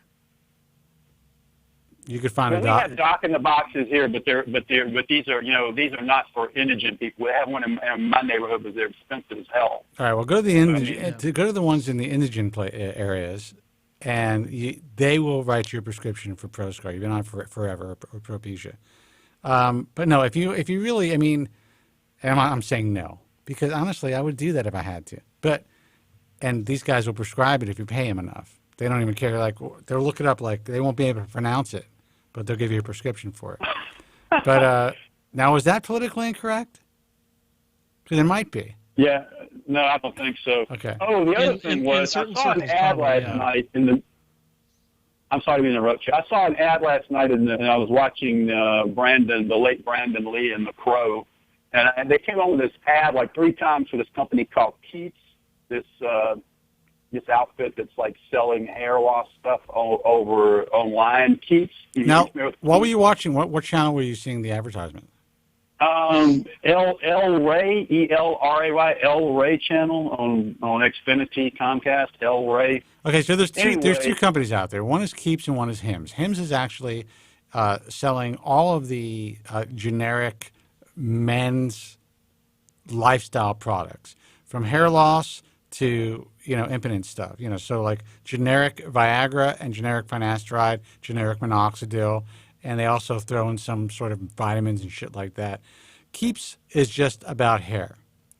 What I like about Keeps is that they actually give the American Hair Loss Association an attribution on their website, as opposed to Hims, who uses our stats and does not. But that's another story. Should I pay one of their doc spends for their bullshit online consultation thing? Should I go with that? Well, here's the thing: you're getting generic finasteride. What I like about both of these, I don't want it. Yeah. Yeah. What I like about both of these companies is that they are bringing finasteride or the use of Propecia back into the mainstream, and because of their marketing, people are like so dumb that they're like, wait a second, what's this? They're not looking up Propecia. So they're not getting the side effects. They're using this fucking stuff, keeping their hair, and they're not dealing with the side effects because they're not looking at Propecia. It's fucking brilliant. I love these guys for doing this because they're actually helping people. So exactly. I'm like, make all the money you want. I mean, you got to pay me if I'm going to, if I'm going to endorse it. But you go for it. But as far as someone who wants to get the brand name, they're not going to get the brand name from one of these companies. And you're also always going to be dealing with different resources. So as these companies grow, they are going to, be able to find different resources. Or if they're able to save a few bucks by getting from a different generic resource, they will. Because legally, they're still selling the same product. So you never know exactly what, and especially if things are being reformulated or broken down and then put into their own tablet or their own trochee, they're called. You don't know what you're getting. You do know you're getting some form of finasteride. Well, I'm kind of back to square one, so I appreciate the explanation about the companies, but which doc do you think I should go to? I got to get a new family practice. I got to get a new primary care doc. I have to get one quickly. I haven't had one in years. Or I could go to a dermatologist. I need to see one anyway. Or I could go to a urologist. What do you recommend, since I'm going to have to get it renewed every now? I used to get this anti-age. I'm getting Skypes from like 20 people saying next. What does that mean? Oh, next caller? Two stones, or 2 birds with 1 stone. Go get your primary physician and have them write a script for you. Yeah, 100%. You're 50-something years old, right? How old are you? 56. Holy mother of God. Jesus. Dude, it's over, dude. God, we're getting old. Dude, I'm only 3 years older than you. I mean, it's over for me, too. I'm ready, dude. I'm fucking ready. Once you get to a certain point, each year is like dog years. Yeah. Dude, I'm fucking ready. I really am. It's like, I got to tell you, I don't mind getting old. Everyone is like, everyone's 50th birthday. Everyone's fighting. Everyone's fighting. Girl thinking I was 28 or 30. Okay, well, I don't have that, but we're fighting the inevitable decay of our bodies. You know what I do? I try to stay in shape. I'm in good shape. That's great, but I'm not fishing for people to say, "Hey, you look great. You're looking younger." Because he'll tell them. I'll just tell them. No, but I'm just like, this is what it is. I have a few years left. I'm eventually going to hit that wall. It's going to happen. People compliment me all the time. It's wonderful. It's beautiful. I'm like, dude, this isn't going to last. Nothing lasts. Everything's on fucking loan. And I don't mind. Everyone is so like, God, as long as I could walk and I could see and I could fuck and I could eat, That's all I care about. Once that ends, then it's lights out, my man. I'm in California. It's legal now. As long as you, keep trying. Yeah. And as long as you have your hair. That's it. You'll continue to look younger than you are. And if I don't have it, I'll glue it on. I don't give a fuck. Exactly. I've done it before. None of that bothers me. That bothers so many. To me, it's just kind of like when women, I see guys my age, friends of mine actually, who, when we're out and people think we're single guys, they're uncomfortable when people ask us our age.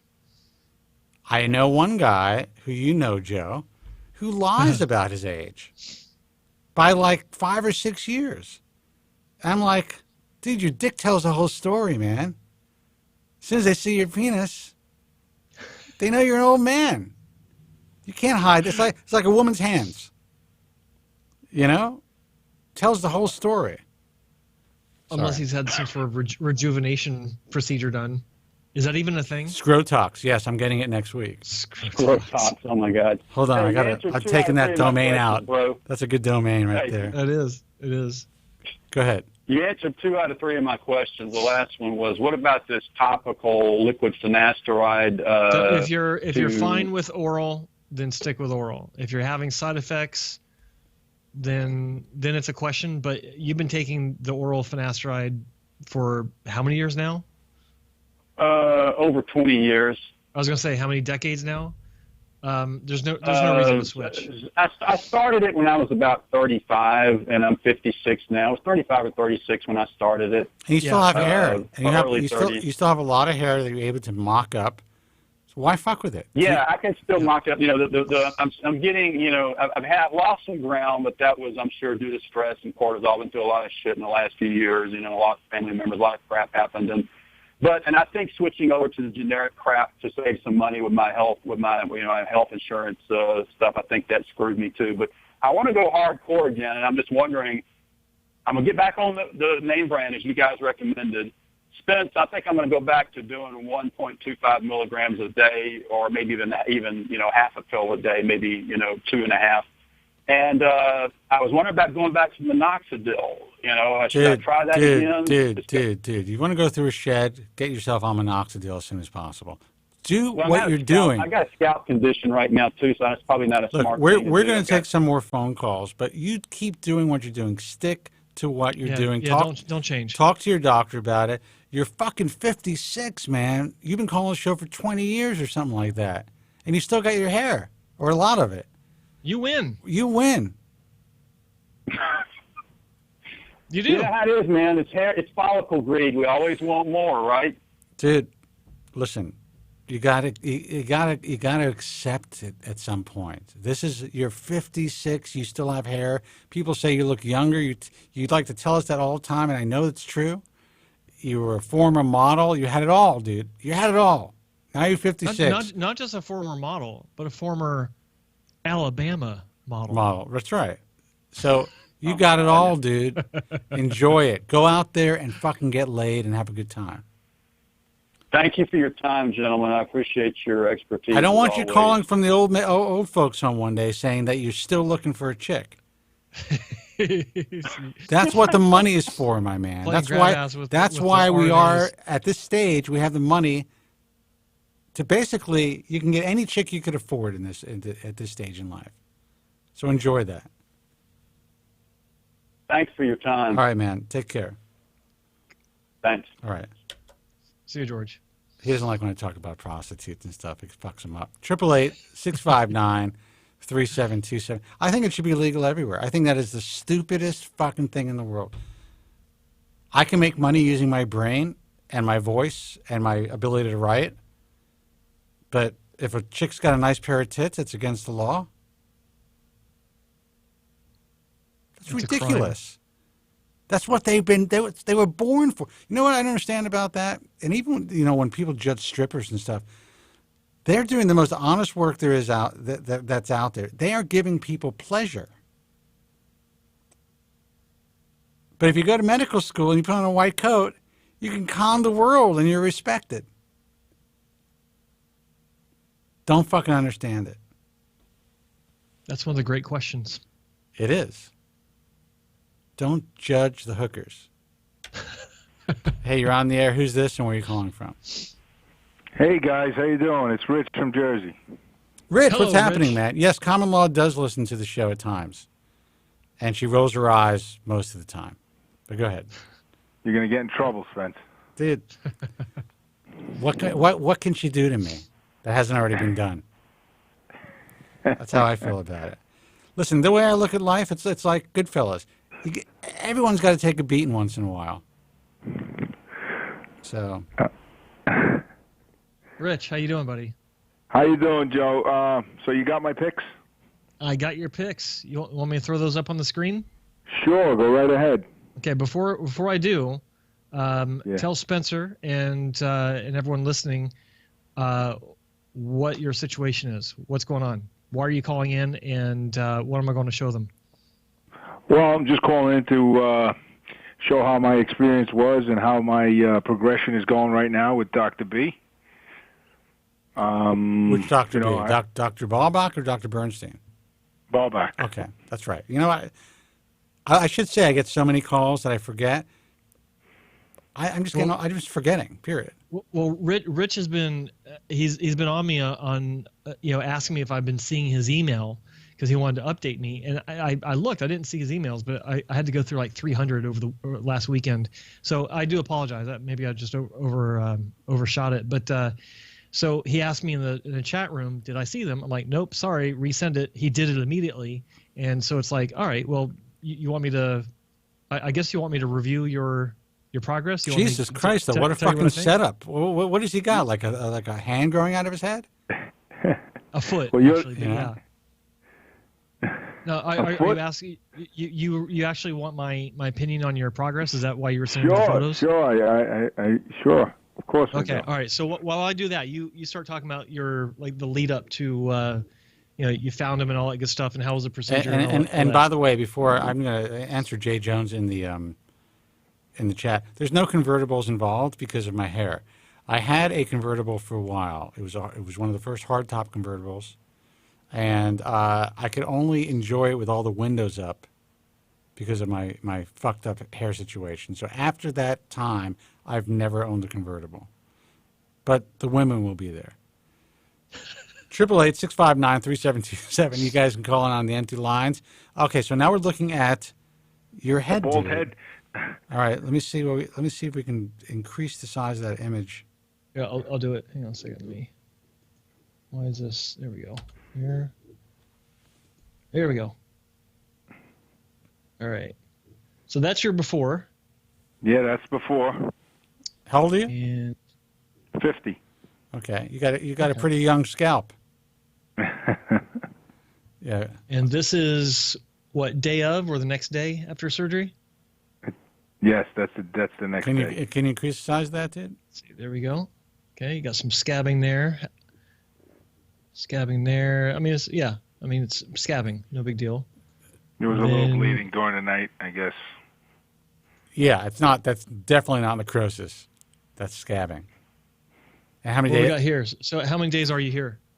I labeled it on the photo. That's probably, Day 11. 11 days?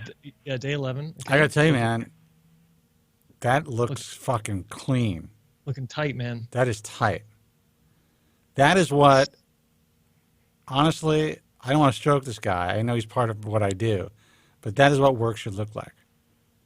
That is really fucking beautiful work. Day 30, and how many grafts is this? 4,000.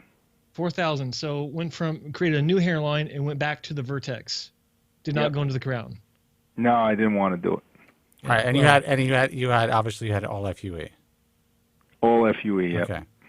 This is day 50, so just shy of 2 months. You got a ingrown hair here, a pimple. You got some scabbing here. Looks like you had some others. Got some little sprouts coming through. You know what they told me to use? The Hyba cleanse, I guess it's called. Yeah, I mean that's okay, basically the stuff that you use before any surgery. It's what you call it. It's in the blue bottle, right? Yeah. Yeah. Yep. Good stuff. This is day 95, 3 months and 5 days. Yep. Wow, you already see the hair established. you're ahead of the curve at this point. This is fantastic. You're going to be able to wear that a real crew cut, man. I'm telling you. So I think we got one more. One more day. Well, same day. I give you 95. Same day. Looks like you're out in the public. Yeah, that's on a train. I was going to say you're on the train. Yeah. Damn. I have to say that for all those who are watching, it's a little the level of growth at what is it? That's 3 months. 3 months. That's well beyond the curve. I mean, you really lucked out. Somehow you just have the physiology. Everything was just working for you. That's usually not the case. Usually at 3 month mark, people are like, "What the fuck did I do? Is this ever going to grow in?" So you are very, very lucky, and it's so interesting to be able to see that pattern already coming in, and the way that you're going to be able to wear your hair. You should be thrilled. Yeah, ecstatic. Yeah. I'm impressed. I love seeing these kinds of progression photos, and this is I'm super happy for you. I love the hairline design's tight. It makes me want to get a transplant. His whole office, everybody was excellent people. Excellent. They treat you really good. How's your donor? You didn't send me photos of your donor. Oh, donor's good. Very good. Okay. I didn't even think of sending it. Well, you know what? You can't. That's okay. If you have any, send them. Cause we'd love to see it, because I mean, you had 4,000 grafts removed. It looks like you're wearing your hair pretty tight. And yeah, that's like a 2 on the side. I love to see what the back looks like. Okay, sure. But I'll yeah, send them to dude. Joe. Yeah, fuck, absolutely. man, you are going to look. Honestly, well, you're going to definitely look better. You know, you're going to feel more comfortable, but you're also going to look younger. Considerably. I'm sure he already looks younger. Yeah, I could see it. I could see, and I could see the way. I mean, I'm looking at his, the temporal design, and I would say that Dr. B can sometimes be slightly more aggressive than other doctors, not in a bad way, but he, he likes things done a certain way because of the way he had things done. Yours is really age appropriate. It's perfect, but it's densely packed. If all those hairs grow, you're going to be fucking happy as shit. Yeah, I hope so. Got my fingers crossed. Well, we all do, man. Listen, you never know, but right now, you're still better off, right? Yeah. Oh, way better off than I was before, for sure. How much money did you spend? Huh? Excuse me? How much did you spend on it? 24. 24 grand. Yeah. Fucking, if all that grows, that is the best money you ever spent. Fuck a car, all that other shit. There's nothing like getting your hair back if you're the right candidate. I think it gives me about 4 or 5 years younger, maybe, when everything comes in, right? I don't know. It'll probably give you more than 4 or 5. But forget about looking younger. You're just going to look and feel better as far as, like, if you went as far as having fucking surgery to fix your hair, that means you were unhappy with the way that you looked. Right. You're going to solve that problem. Yep. That's one less problem you're going to deal with. What do you guys think? I'd say that this would be at least a 10-year reduction in your age as far as you look. Really? But there's some people. Yeah, I mean that's just. I mean, just having a hairline alone would do that. But you got some guys in the chat room asking if you're taking finasteride. Right now, I'm not. Why not? Remember before? I know you guys don't remember. I had a neighbor that was on. I do remember. Your neighbor fucking talked you out of it. Yeah, because he had, and you were doing good on it. Good. You're doing well on it. Jesus, I got scared. Now I'm from New York. You were doing really well on it, dude. You got scared. Yep. I'm not going to tell you to do anything right now, but I do believe you spent 24 G's on a hair transplant. Hair loss is progressive. That's all I'm saying. And you were pretty far progressed. I mean, whatever. You're Norwood 6, right? Yeah, go ahead. 5A. 5A. Okay. Well, actually, yeah. So you're 5A. I'm looking at it now. Yeah. You're going through 6. What the hell's going on? I don't know. That's scary, dude. Okay, so we're going to stop sharing. All right. I have no idea what's going on with that. Yeah. That's weird. when you're ready, I would just talk to the doctor about considering, if you're interested, talk to him about getting back on, because you want to keep that pressure in time, because you're still, to the young guys, 50 sounds old, but in life, that's not really that old. So you can continue to progress for another 10, 15, 20 years or more. You don't want to lose any of those grafts. I got you. Well, here's the thing. Rich is actually rich. He's a millionaire, and he can afford to go back over and over. So that's why he's not taking Finn. Isn't that right, Rich? Yeah. Oh, yeah. That's true. What? Oh, okay. All right. Yeah. All right. Well, that means you got to kick in on Joe's Patreon page, which doesn't exist yet. The GoFundMe. Yeah, we're gonna. The GoFundMe. Yeah. Yeah. We're trying to get. We're trying to bring Joe back to the United States. That's what someone said earlier. Yeah. Yeah. Anyway, look, Rich, you look fantastic. That's great progress. For, 3 months, dude. You're rocking it. You really are. So thank you. I appreciate it. There's my opinion on where you are right now. Surgically, everything looks so far above board and ahead of the curve that I'll just sit back and enjoy the ride. We were just looking at hair transplant porn. That's how good it is. And I'd be honest with you. I would say, look, he's part of the IAHRS, but he fucked you up. This guy killed it. He had an on day. His whole team. If all those grafts grow, or if 95% of those grafts grow, your entire life is going to be different. Thanks for the words of wisdom and the encouragement. I'd say it feels different now. Yeah. Oh yeah, for sure. Yeah. That's great, man. Listen, congratulations. Keep us posted. And yeah, maybe we will start a fucking Patreon page. And no, it's not just going to go to Joe. I like to go out to eat too. I'm working. All right, buy a little extra ganja. That's right. The truth is saying, please continue to chronicle your progress, Rich. So don't let the guys down. I'll send you a picture of the donor area.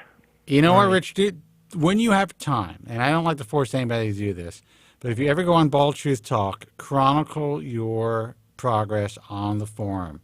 Give this guy his props. He's really done a great job for you.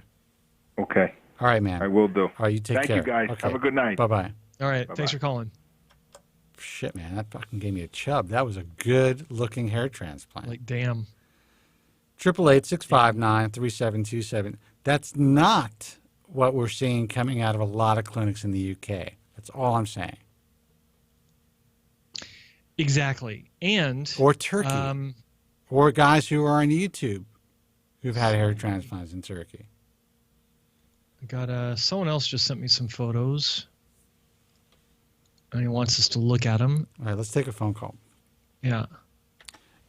Hey, man, you're on the air. Who's this and where are you calling from? Hey, guys. How's it going? This is Pat from New York City. What is your name? Pat. Can you guys hear me okay? Yeah, I can, you're a little off. Did you say Taft or Tad? Pat, like Patrick. Pat. Hey, Pat. Yeah. What's happening? You got to either speak into your phone or remove whatever's on the speaker. Okay, yeah, I got my headphones, so let me try taking the headphones. Is that any better? Yes. Okay, great. So I got a quick question for you guys about just. I know you've been talking about it a little bit on this episode and the last episode. So sorry if you've gone over it recently, but about retrograde alopecia and kind of. Oh my God! Again? On the nape. I'm just kidding. Yeah. Hair loss on the nape. Yeah. So just a quick background on me. I'll do it as quick as possible, just to give you an idea.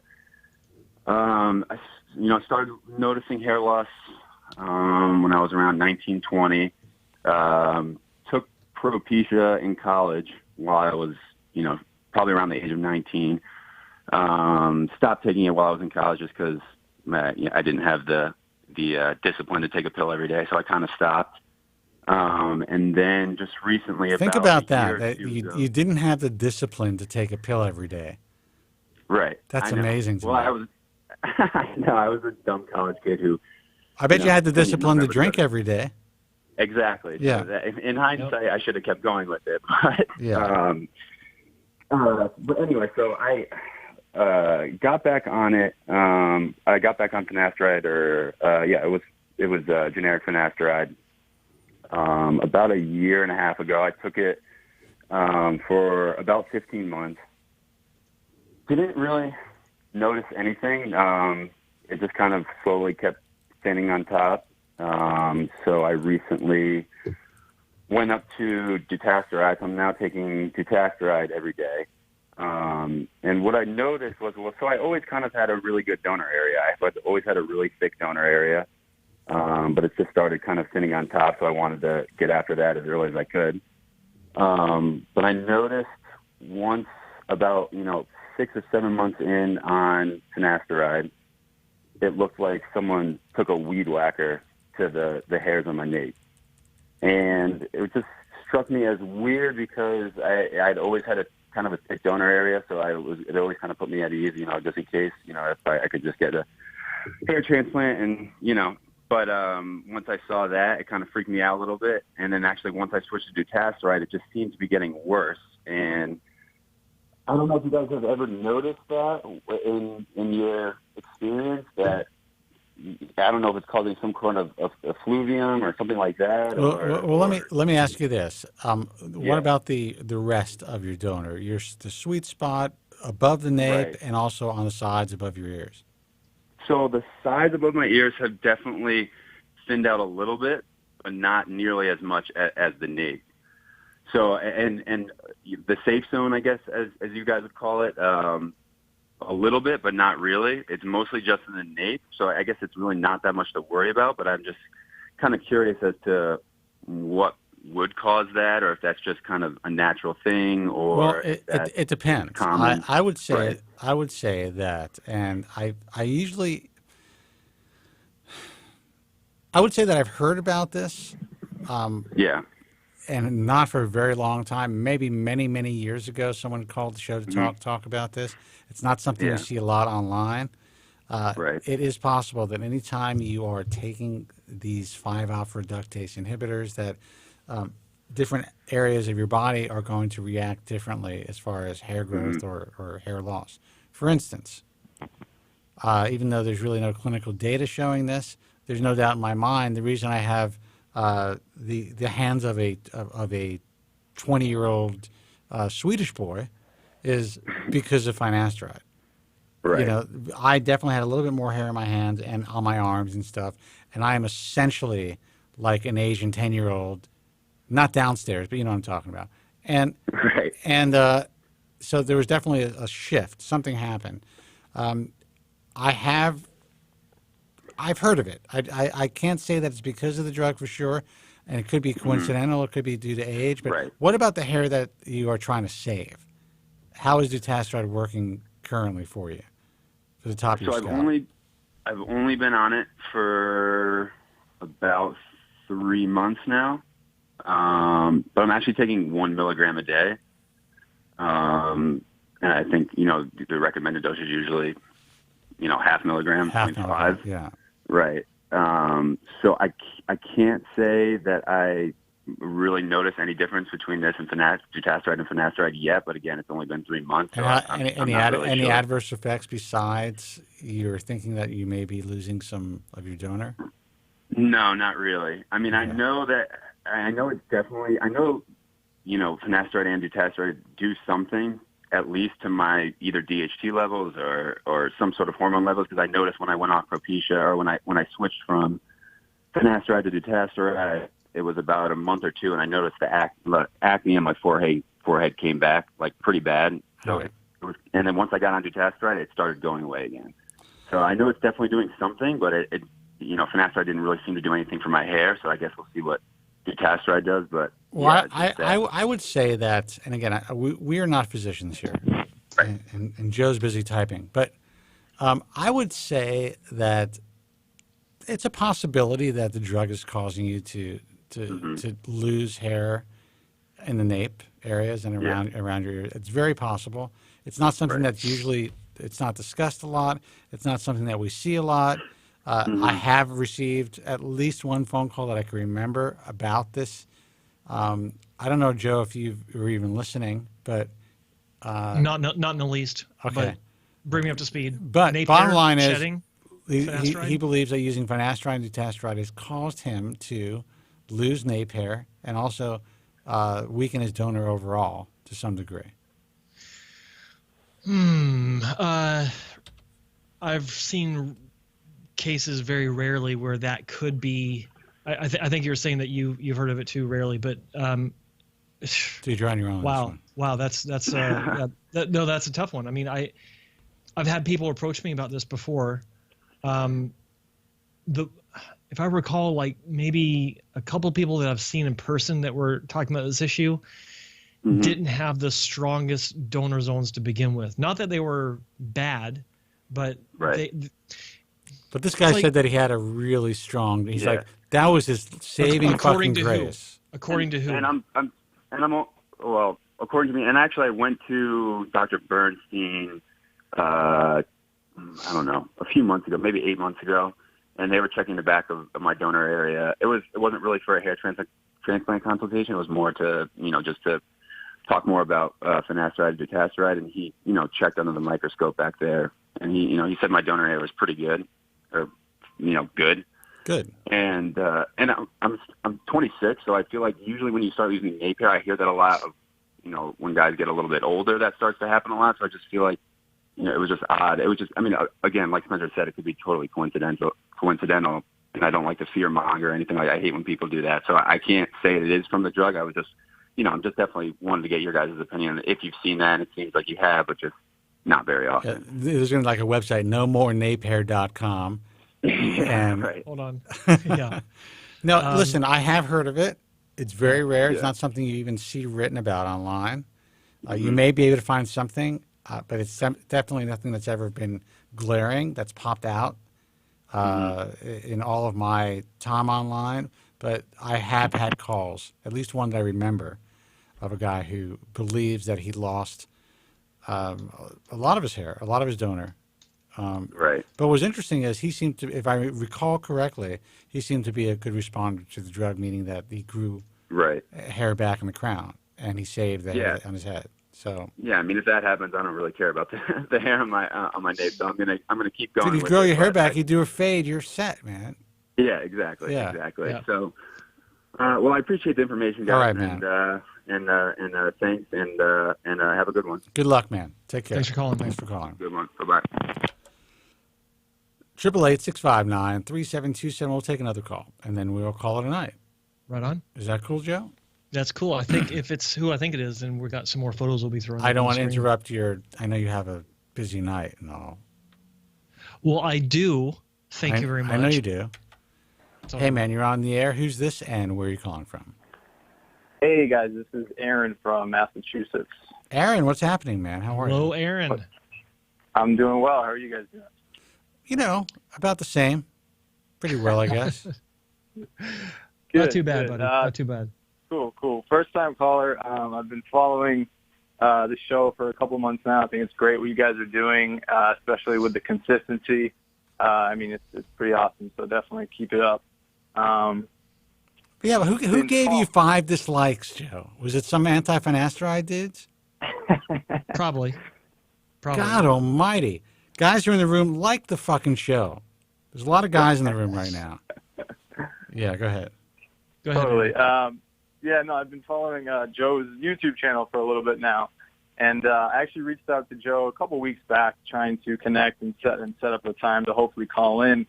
And I think you got my I know, right? I think you got my pictures, if I'm not mistaken.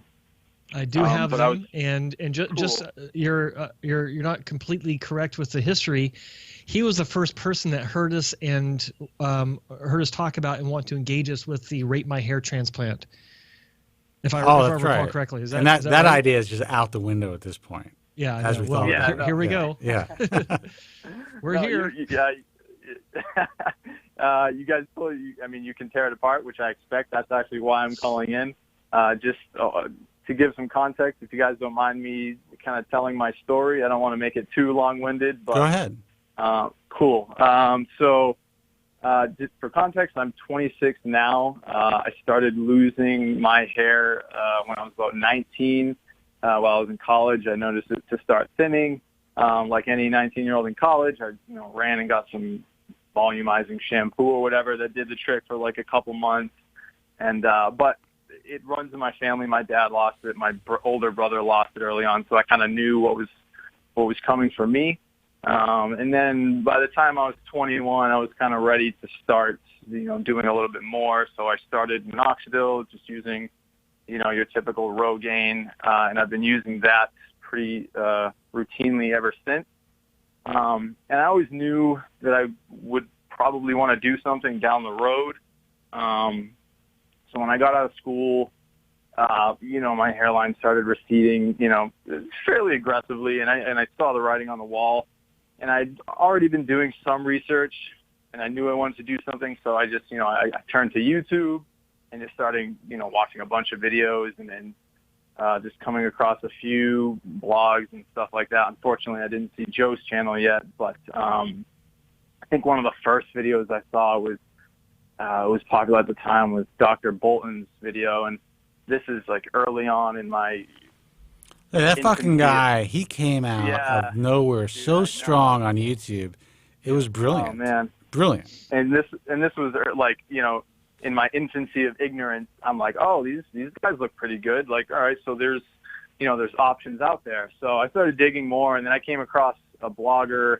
I don't know if you guys are familiar, but his name's Lance with My Follicular Journey, and he kind of documented his whole progress. I think he had 2 surgeries with Dr. Huebner. 2 different doctors. I think the first one was while Huebner was at Bolton, and then, but it was by Huebner, and then I think the second one was when Huebner was on his own, if I'm not mistaken. But actually, I reached out to him, and I went back and forth with a bunch of emails, and he was super helpful. And I felt pretty confident at the time. I'm shocked. He was super helpful. Sorry.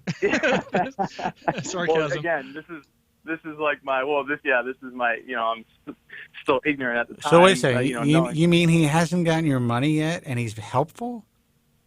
I mean, he sent some long-winded emails back and forth with me and answered all my questions, and I mean, gave me a bunch of free information. So what you're saying is that this guy was willing to give you information because you were considering a hair transplant. Sorry, yeah. I'm being an asshole. I mean, well, let me just put this on pause for just a moment. The guy you're talking about. Hold on. If I switch over to your camera, it's just a head, Joe. Well, that's the colors before picture. All right, I'll switch over. Go ahead. Okay. Now you're talking. But the guy you're talking about, Aaron, if you look at him now, he's actually had another surgery with Dr. McGrath. Yes. Yeah. Yeah. So he's moved through a very similar pattern of having surgery as another popular YouTuber. Right. That likes to play the ukulele. Yeah, no kidding. Is there a connection? So, could be. Yeah. So, like I said, I'm thinking that I'm getting help at the time. So I reached out to Dr. Huebner's office. I felt pretty comfortable. They treated me well. They offered a good rate.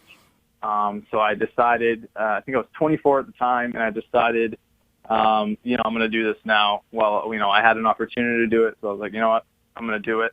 Made the trip down. While I was there, I was, I was treated well, by my standards. It was a good experience. Would they give you like a sandwich and stuff and the whole thing? Yeah, you sit in a chair, you watch Netflix all day, and they give you they give you a Valium, and you're feeling good. I can get a foot massage at my dentist. It's fucking wonderful.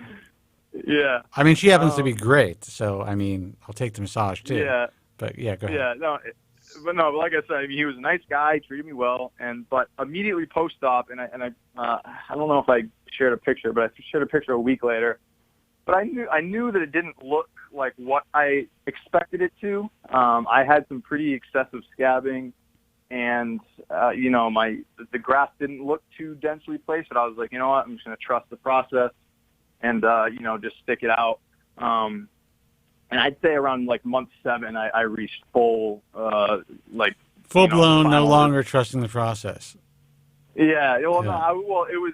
I'd say I reached full growth at month 7. I didn't really see any further growth after that. All right, so we're gonna click over that. That's your before picture, Joe. Yeah, go ahead. So, Joe, why don't you show us what's going on there? Holy mother! Hold on. All right, so I'm going to be honest, dude. Oh yeah. Hang on. I'm going to go. Let me go through the whole series, and then we can comment. Okay. No. Why can't I comment? I want to comment now. Okay, go ahead. No, go ahead. Go ahead. Wait, That's fine. Go ahead. Dude, I can't even see, and I can see doubles in your hairline and some triples. Yeah. So can I just kind of go through? Actually, I want to take that back in case there is a God. I can see perfectly. Thank you for that. Go ahead. Yeah. Yeah. So all right. So immediately, at 7 months, when that's kind of what it was, it hasn't changed since then. And I was like, at the time, and this is kind of the thing that I'm not, that I don't like, is I was sold on this idea that 2 procedures is a finished product. Hold on. I'm sorry. Joe, can you increase the image? Yes, I can. Okay, so you were told that this is the process, or you felt that this was the process. Are you looking at the images now? Yeah. Now, this is not. I don't want you to feel bad about this because I understand, but this is the United States of America. Yep. That's what mine looked like 26 years ago. I haven't seen something like this in the United States in well over 20 years. Right.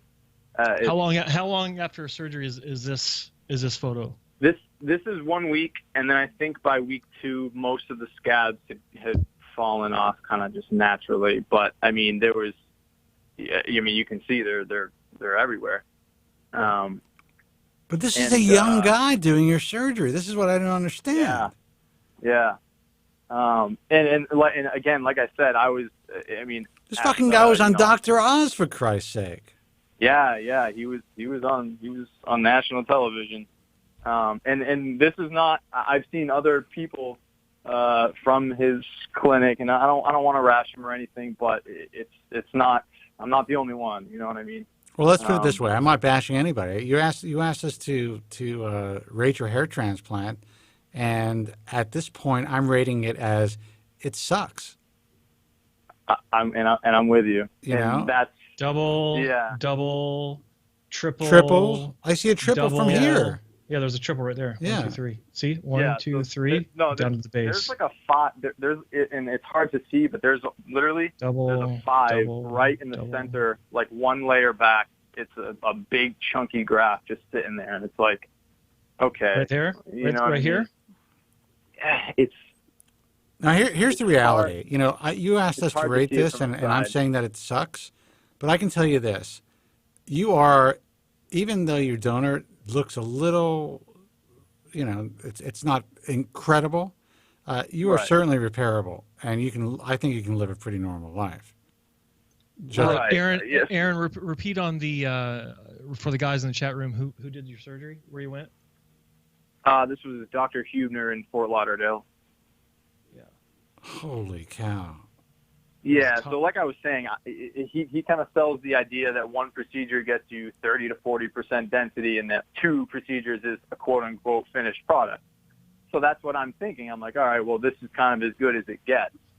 But, and then I started doing a lot more research, and then I came across Joe, and then I kind of became a hair transplant nerd. And I just, I got really interested in like the minute details and like the nuances within the field and all that. And which for something like for a cosmetic surgery like this, I think is really, really crucial because, you guys can see like when it comes like it really comes down to like the aesthetic detail and the skill of the surgeon and all that. This is circa 1994, 95. Type of work. When I say that this looks like what I had 26 years ago, this is literally what my work looked like 26 years ago. But I do think that this guy is in a similar position as far as repairability as you were, Joe, for sure. Well, no, yeah. Well, here's another problem. I don't know if you saw this, but this donor scarring is it's awful. Wow. And I've actually, I didn't know until I was watching one of the shows not too long ago, and I didn't know how to describe it. But you just described it perfectly. Yeah, it's awful. But for one, it's like, I mean, it's a 1/4 inch, wide in some areas, and then not only is it wide, but it's also I think the term is keloid, where it's like actually like if you run your finger over it, it's like you feel like like a ridge almost. It's not really a keloid because that's not the term. Yeah, no, it's hypertrophic. Yeah. Hypertrophic. Yeah. Okay. I knew it was one of those, but it's like a seam. You know what I mean? If you got a keloid, it'd be like a piece of meat. It looked like a piece of meat hanging from your head. I see. Yeah. I see. Look. And then just one more thing, like almost at almost every recipient site, there's like a small abrasion, and I think they call that like cobblestoning or something like that. Well, there's two reasons for that. One is that, I mean, they're using larger grafts. They have to make larger slits, and also there's more compression. Right. Look, I hate this game, Joe. Why'd you fucking do this, Joe? Because it needed to be done. We Well, needed to see this. Well, here's how I feel about it. I'm looking at this guy. How old are you now? 26. How has it affected your life living with this hair transplant? So that's another thing I wanted to hit on, is that and you guys may feel differently, but I feel like I may have avoided a complete disaster. I mean, obviously, based on what's out there, you guys would probably consider this a disaster, but at the time I was like, okay, I feel like I look a little bit better, but like now, knowing what I know now, it's like I'm thinking about it even more, because I'm thinking like, shit, this doesn't look natural. Whereas when you're going bald, it's like, all right, at least that looks natural. But like this just doesn't look natural. Well, here I'll give you the good news. This is the silver lining. You didn't go to Turkey and get one of these YouTube jobs, so you are better off for sure. That's true. I actually believe that you can be repaired.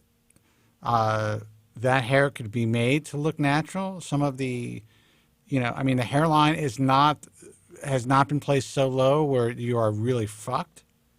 Right. I mean, you're in a much better position than a lot of guys who've been fucked up. And that's kind of why I feel like I've avoided a complete disaster. Whereas, and I'm definitely considering that was another reason I reached out to Joe, is because I'm starting to, dive into research for a repair job, and I want to make sure I leave no stone unturned and do it right, and make sure I'm not fucked over, because I don't want to do this. Ideally, I one more time and I'd be okay, but. Well, here's my first bit of advice, and I'll let Joe speak. Do not tell your repair doctor that you've called the bald truth. Okay. Just say, you've done your research. You've researched with Joe and the IAHRS and whatever. That's great. But, that's just my advice, Joe. I know you know what I'm talking about. Oh, yeah.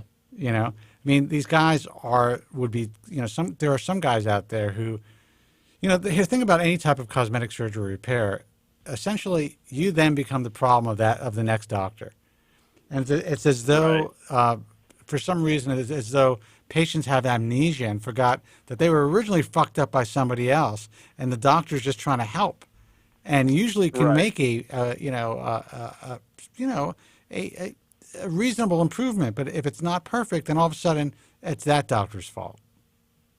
Right.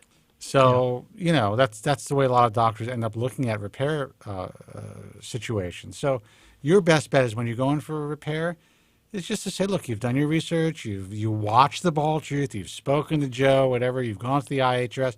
That's great, but don't make it like you're a caller talking about your last surgeon on the show. That's just my advice. Okay.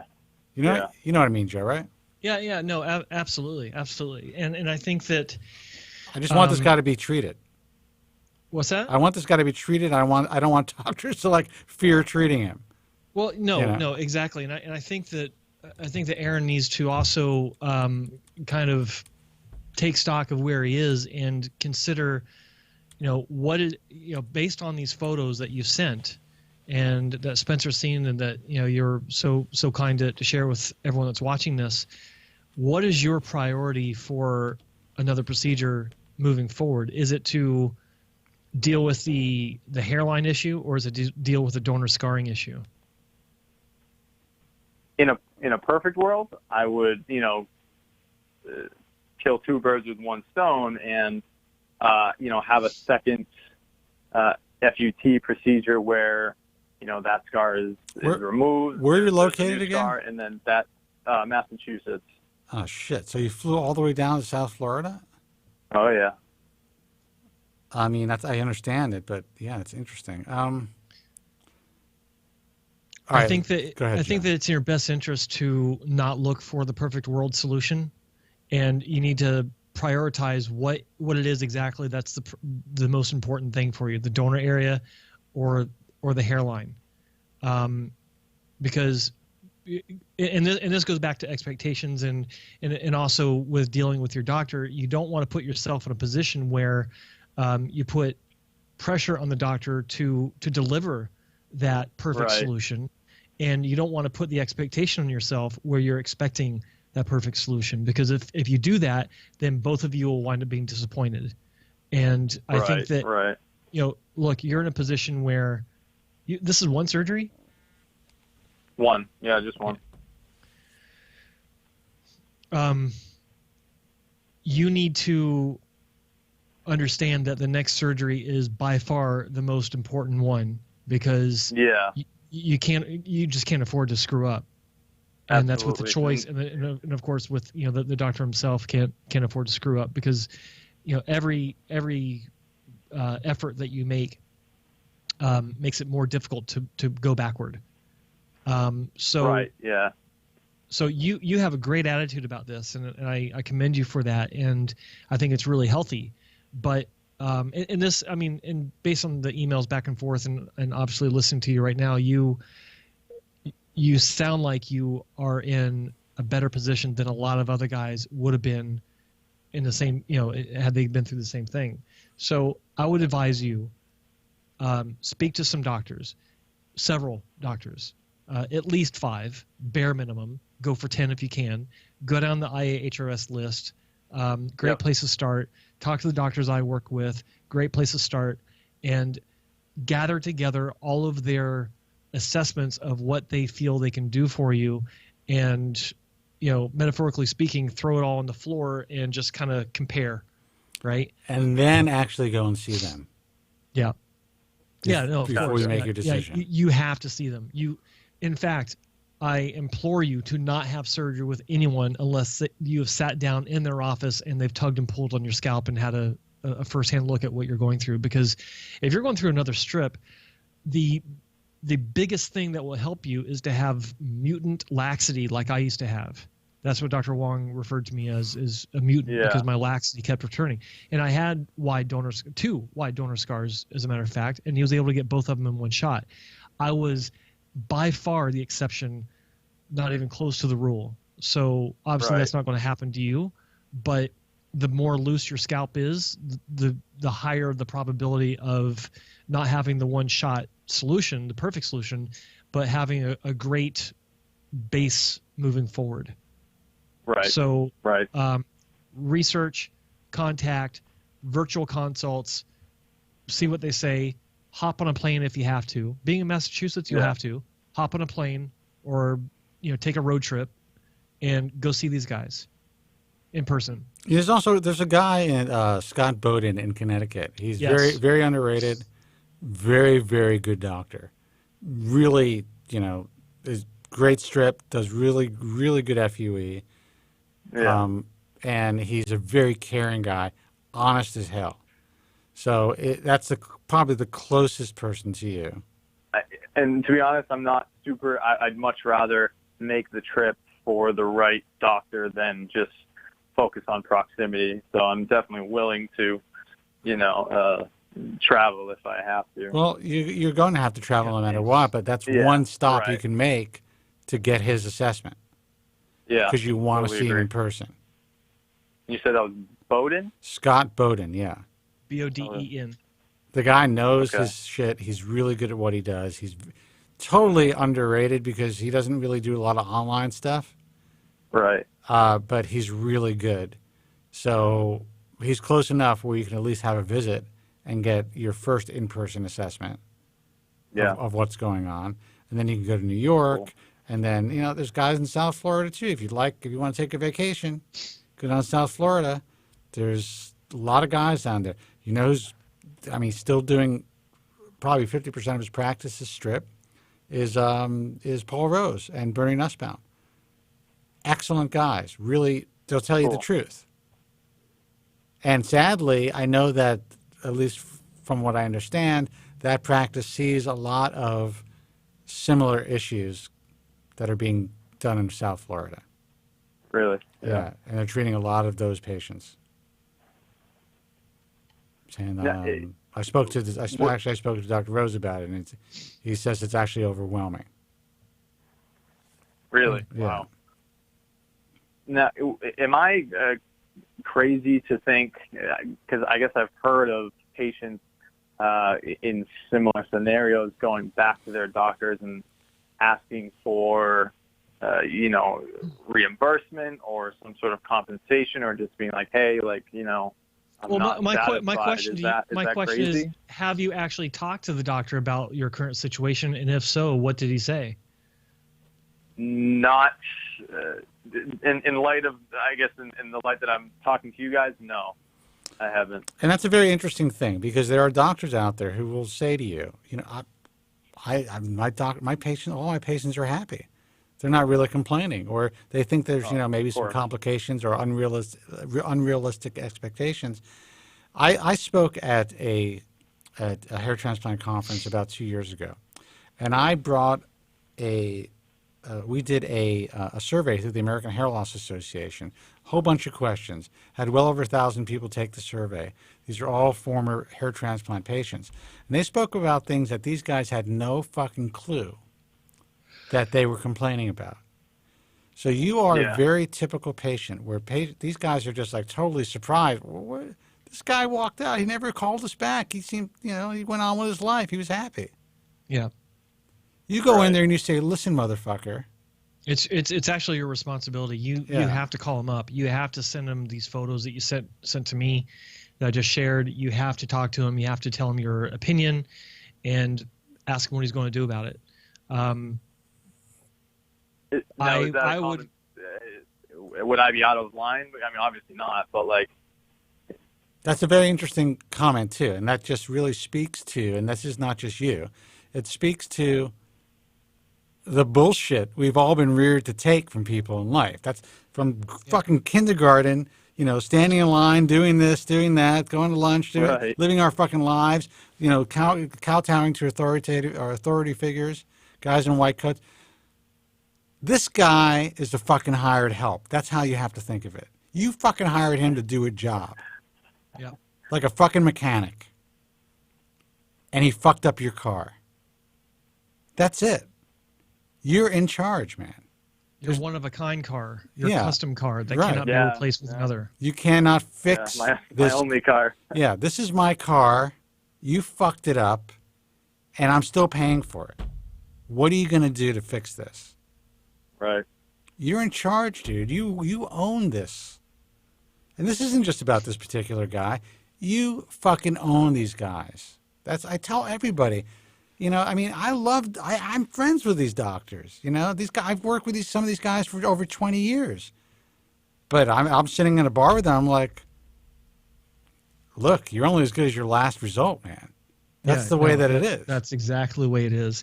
And I got to tell you, I'm not a huge fan of just straight up automatic refunds, because I'm a big believer in, this is part of the message. I agree with that, actually. You should know what you're getting into, and obviously it's up to the clinic to educate you and talk about the potential downsides of surgery.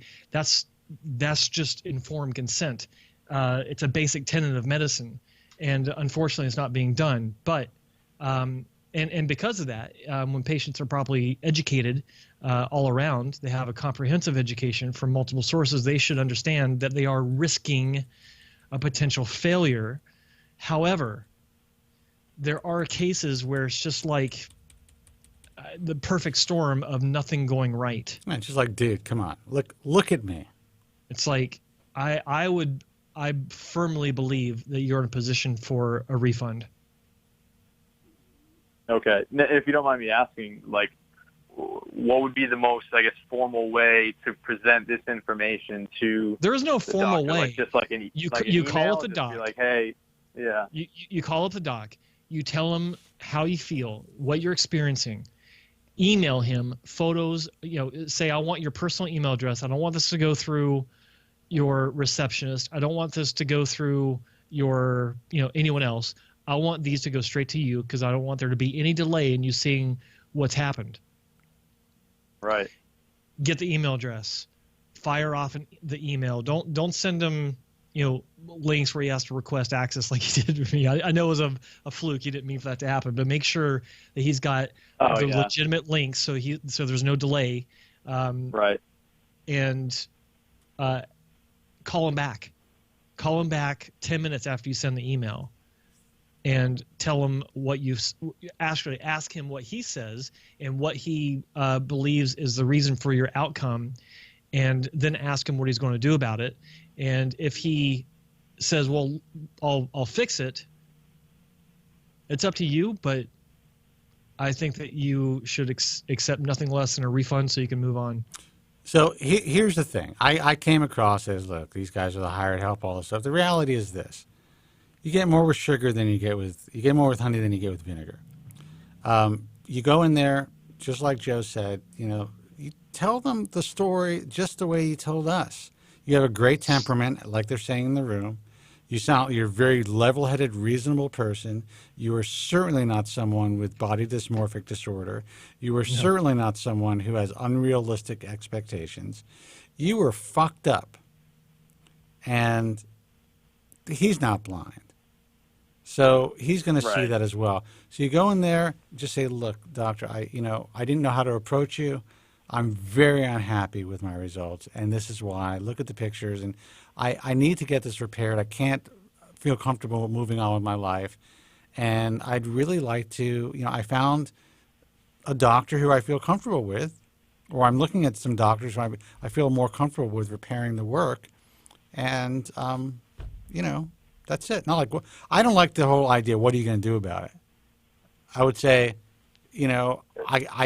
I've spent a lot of money on this procedure. I think it's appropriate, since I'm so unhappy, and you can see the results for yourself, that I get a refund so that I can pay for repair. And you don't go crazy like, I'm going to put you online, no extortion, none of that bullshit. No, of course not. Just very just straightforward. Like, hey, look, man, I'm unhappy and I need your help. Right. And, I know, say, look, I could tell you're a good guy and you stand behind your work and, I'm not happy Prove with it. this. And I want to get this fixed. Yeah. I don't know, I'm a little bit less sugary on that one. I know you stand behind your work, so prove it. Yeah. Yeah.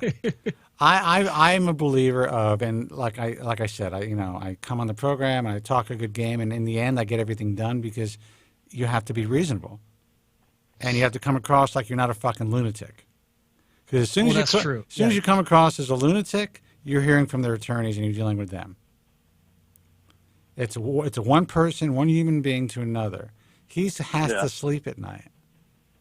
So you got to pull at those heartstrings and let him think, and also, he'll know that, and this is a situation where you could say that, you were on the ball of truth. You thought maybe it was just you, but you're showing a lot of different people your images, and everyone is on the same page as far as the work not being great. Right. I will say, what Spencer said does have merit. From my experience, I believe that yes, you do have to show. The temperament you have right now it's good. But I think that you also have to be firm in how you feel about your situation. And I believe that if you, there's a balance. There's a balance between what I'm saying and what Spencer's saying. But if it's too harsh, then obviously, you know, they'll be like, okay, we got a cuckoo on our hands. If you're too soft, they'll drag this out forever. Well, yeah, I agree with that. Yeah, you have to be firm and just say, look, I need to get this fixed. I know you seem like a guy who's willing to stand behind his work. I need a refund so I can make this happen. You put it out there right away. Not like, what would you do? How, you know, what's your suggestion, doctor?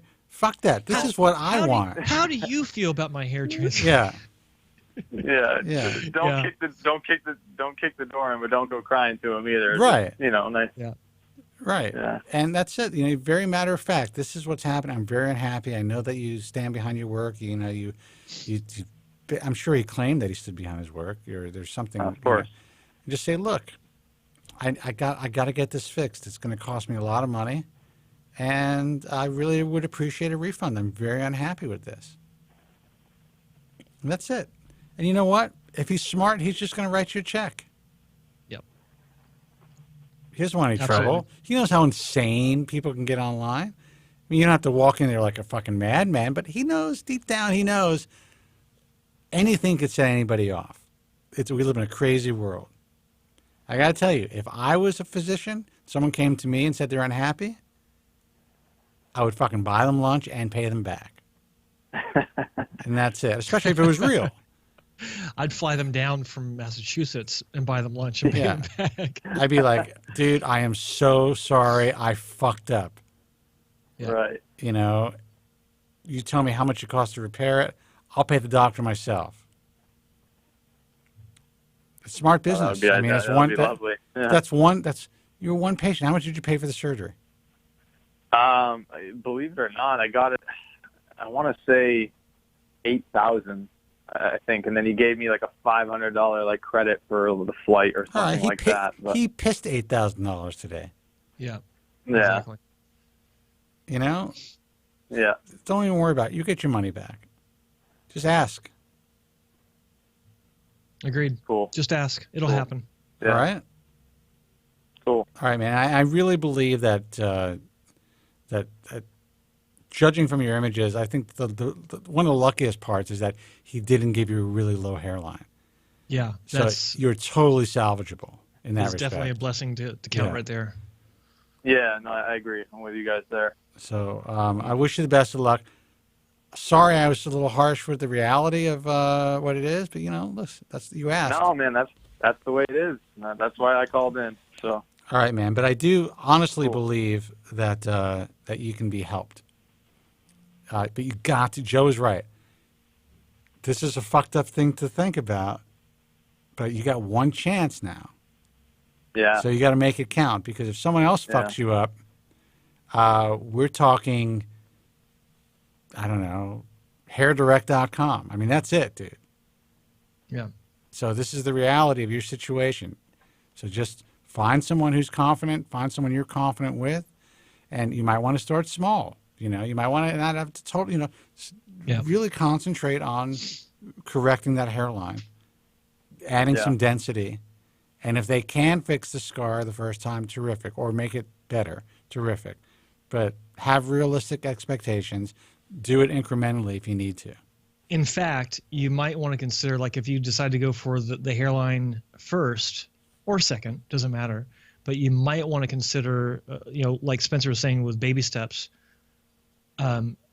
considering removal of a lot of those multi-hair grafts with FUE and having them relocated if possible. And that can't be determined until they're actually extracted and examined. But potentially extracting some of those just to make it that much easier to deal with down the road. Because if those multis are removed, then it means that you'll need more hair for density, but less hair for naturalness, if that makes sense. In subsequent procedures. Yeah. So essentially, you are reusing the hair that's been transplanted poorly.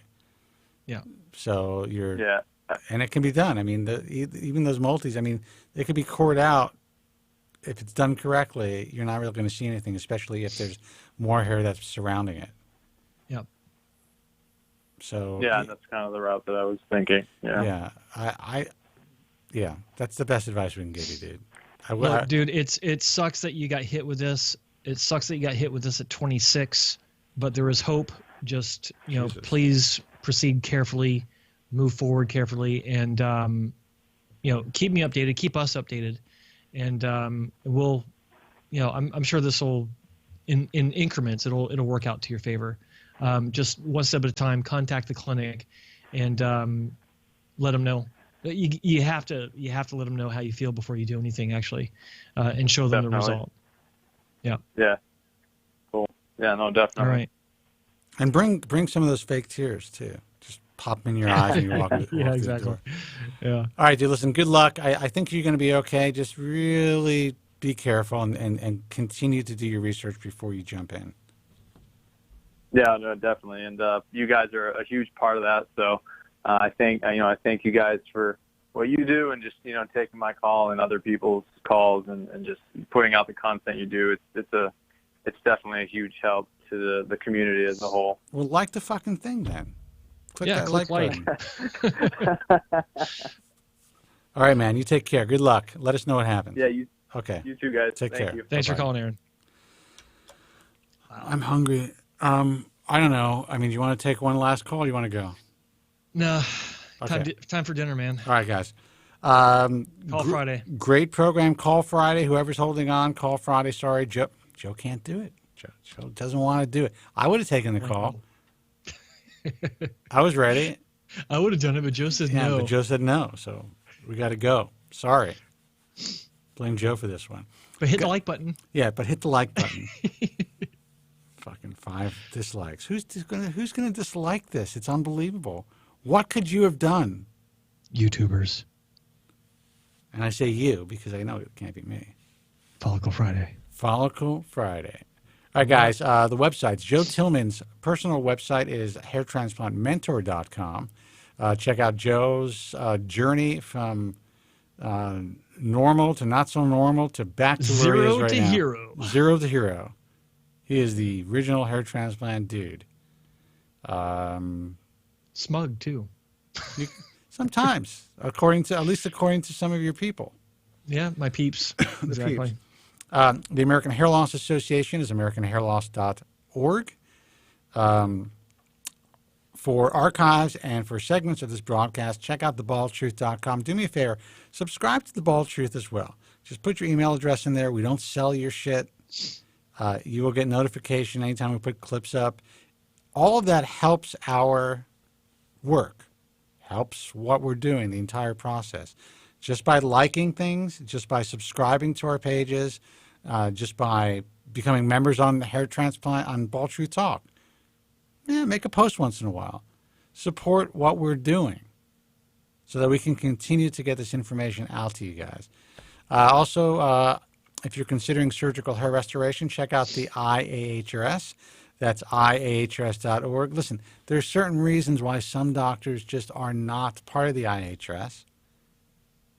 A lot of times it's because they're rejected, and that's just the reality of the issue. I was going to say something, but there's really no point in saying it. I know what you're going to say, too. But, again, there's a reason why you don't see their name listed. And frankly, in some cases, they just haven't applied to the group, but that's pretty rare. I've accepted, I think, a total of about 70 doctors. I have maybe about 60 on there, or 61 on there now. Had to remove some. A couple died. That's the way life is. But the vast majority of 1,500 or how many of 13 something that have applied, they're rejected. That's just the way that it is. Because you know why? Most people in this industry suck. They suck at what they do. You just saw an example of how bad things can suck. And that's not even the worst of it. No. There's much worse out there. Look at what happened to poor Maria Fowler. Holy mother of God. I haven't seen anything like that since ever, actually. The rose. Just why? Why rose? It was like a What's that paper? Graph paper. Yeah, yeah. Unbelievable. The whole metric system is right there. You can see it all. Back with the metric system. All right, guys, we got to go. BaldTruthTalk.com. Also, Joe's going to talk about another website. HairLossExperiences.com. That is kind enough to embed this program. And to support what we do. Why? Because they're good guys. They understand and agree with what we're doing. They do this. They push the same message themselves. It's a great outlet. Growing traffic, too. And some of you guys have gone onto the very thread where this is embedded and said thank you. So I thank you for doing that. Good job. Thanks for the support. And thanks for thanking them for the support because it was well-deserved. HairLossExperiences.com. Until next time, guys, be strong. God bless. And thank you so much for listening. Have a good night. Thank you very much. I'm sorry for any inconvenience you may have been put to prior to the programme, and I'm glad you enjoyed it. And if you could now leave by the exits at the rear, that'd be splendid. Thank you. Good night. All information will be given on a need-to-know basis. Bud Light presents Real American Heroes. Real American heroes. Today we salute you, Mr. Really Bad Toupee Wearer. Mr. Really Bad Toupee Wearer. More than any neon sign or exploding scoreboard ever could, your chrome dome cover says, "Hey guys, look at me." What could you be thinking? You think it looks natural, but it couldn't look phonier if it had a chin strap. Couldn't fool a blind man. Made of space-age fibers, it can repel anything. Rain, wind, snow, and especially young women. I don't think so. So crack open an ice-cold Bud Light, Mr. Stud in a Rug. Then crack open another for that thing on your head. I don't think it's on straight. Bud Light Beer, Anheuser-Busch, St. Louis, Missouri. I always hear a lot of guys calling in, and they're always like, down and out about their haircuts. Sure. I lost my hair when I was 16 to 17 years old. That's